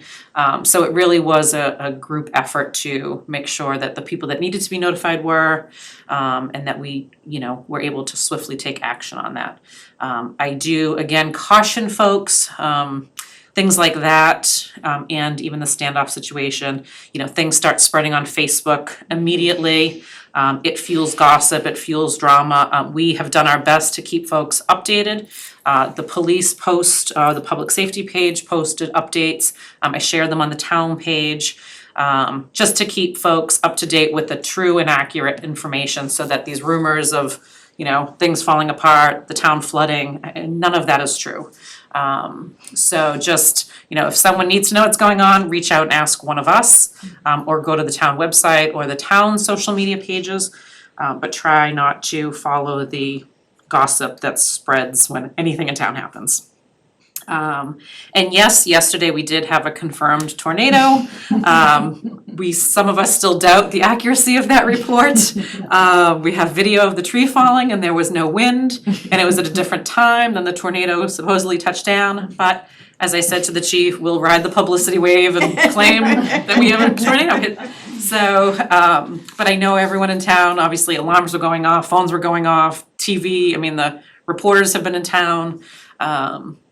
So it was great coverage. I heard from people I haven't heard from in years. So it was great. But yes, a lot has gone on in the last week. And again, I appreciate everyone, and especially the employees who've really stepped up and had to implement some tough things in the last, week or so. Could you just update us on the COVID thing, and particularly the question I had been given by a couple people around, if we're gonna have a mask, indoor mask requirement, who would be making that decision and how our numbers are looking? Yes, so that does fall into the Board of Health. I have not spoken to the chair this week. Cindy is on vacation. I will touch base with her. Our numbers, we are at a 76% vaccination rate, which is, we're doing very well. I will say it's a little bit lower than other communities in our area. When Kate was here today, we were talking about how do we get this sort of last 24%? How can we target these folks? I did look at the data after she left, and it's it's primarily the 12 to 29 crowd where we're missing the numbers. And then there is a population, I think it was over maybe 80. We're really good from like 65 to 75 or 79, and then the older folks, there was a few that, and we know that by outreach, they're just not interested, they don't want to be vaccinated. So, I will talk to Mary from the Board of Health and see what they're thinking. I know they will be taking their guidance from the Neshoba Associated Boards of Health. With our infection numbers still low, I don't know that we're at the point of an indoor mask order completely. We don't have a lot of business in town. It really only affects sort of Shaw's, a couple of the food establishments, but people really aren't in there long time. The gym, obviously the gym would be affected. But if something comes out, we'll certainly publicize that, we'll get the word out. We do have it back in the public buildings for visitors. So, we are still keeping track. We are getting the updates once again from the state. The sort of mayor and managers collaborative groups have started their conversations on it again.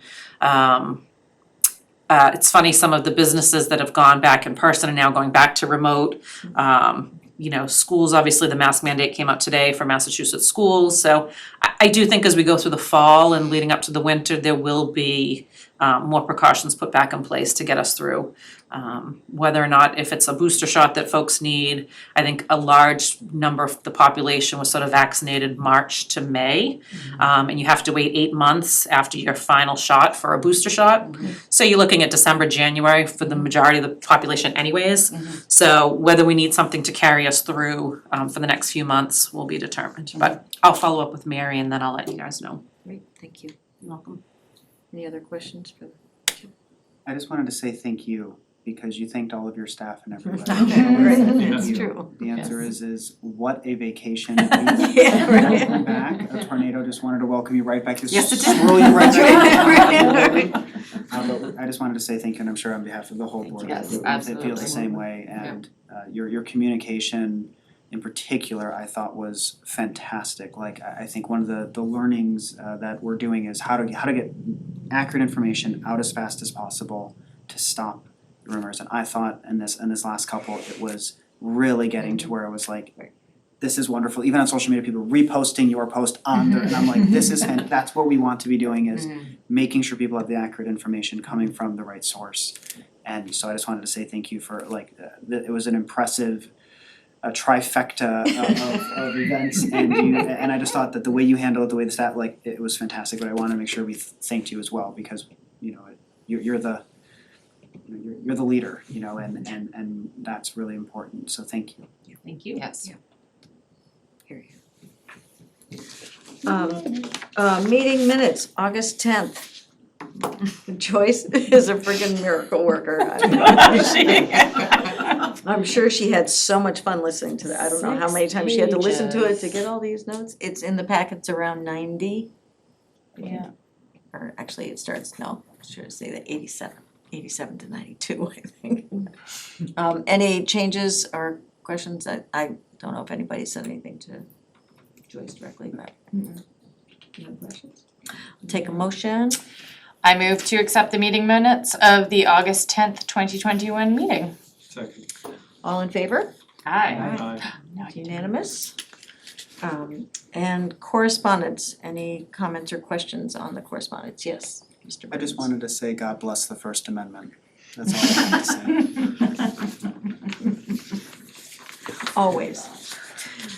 Anything else? Okay. Okay, so I believe we're going into executive session, and now I have to find the wording here I just had in front of me. Thank you very much. You're welcome. I move to convene an executive session pursuant to Mass General Law, Chapter 30A, Section 21A, subsection 7, for the purpose of reviewing executive session minutes, and under Section 21A, subsection 6, for the purpose of considering the purchase, exchange, lease, or value of real property, as the chair declares that an open meeting may have a detrimental effect on the negotiating position of the public body, purchase and value of Stowe Acres, and to adjourn thereafter. Second. Well, Did we have, before I do a roll call, wasn't there something about a possible vote? Yes, you should say votes may be taken. Votes, that's right, I see, I'm looking right at the minutes. Yeah, or the agenda, vote may be taken, that's adding to the language of the motion. So I will take a roll call. Mr. Salvi? aye. Mr. Burns? Aye. Ms. Fresha? Aye. Ms. Burge McMichael? Aye. And chair says aye. We are now in executive session. Thank you very much. Thank you. Good night, Katie. And I'll take the door for you. Oh, Thank you. Thank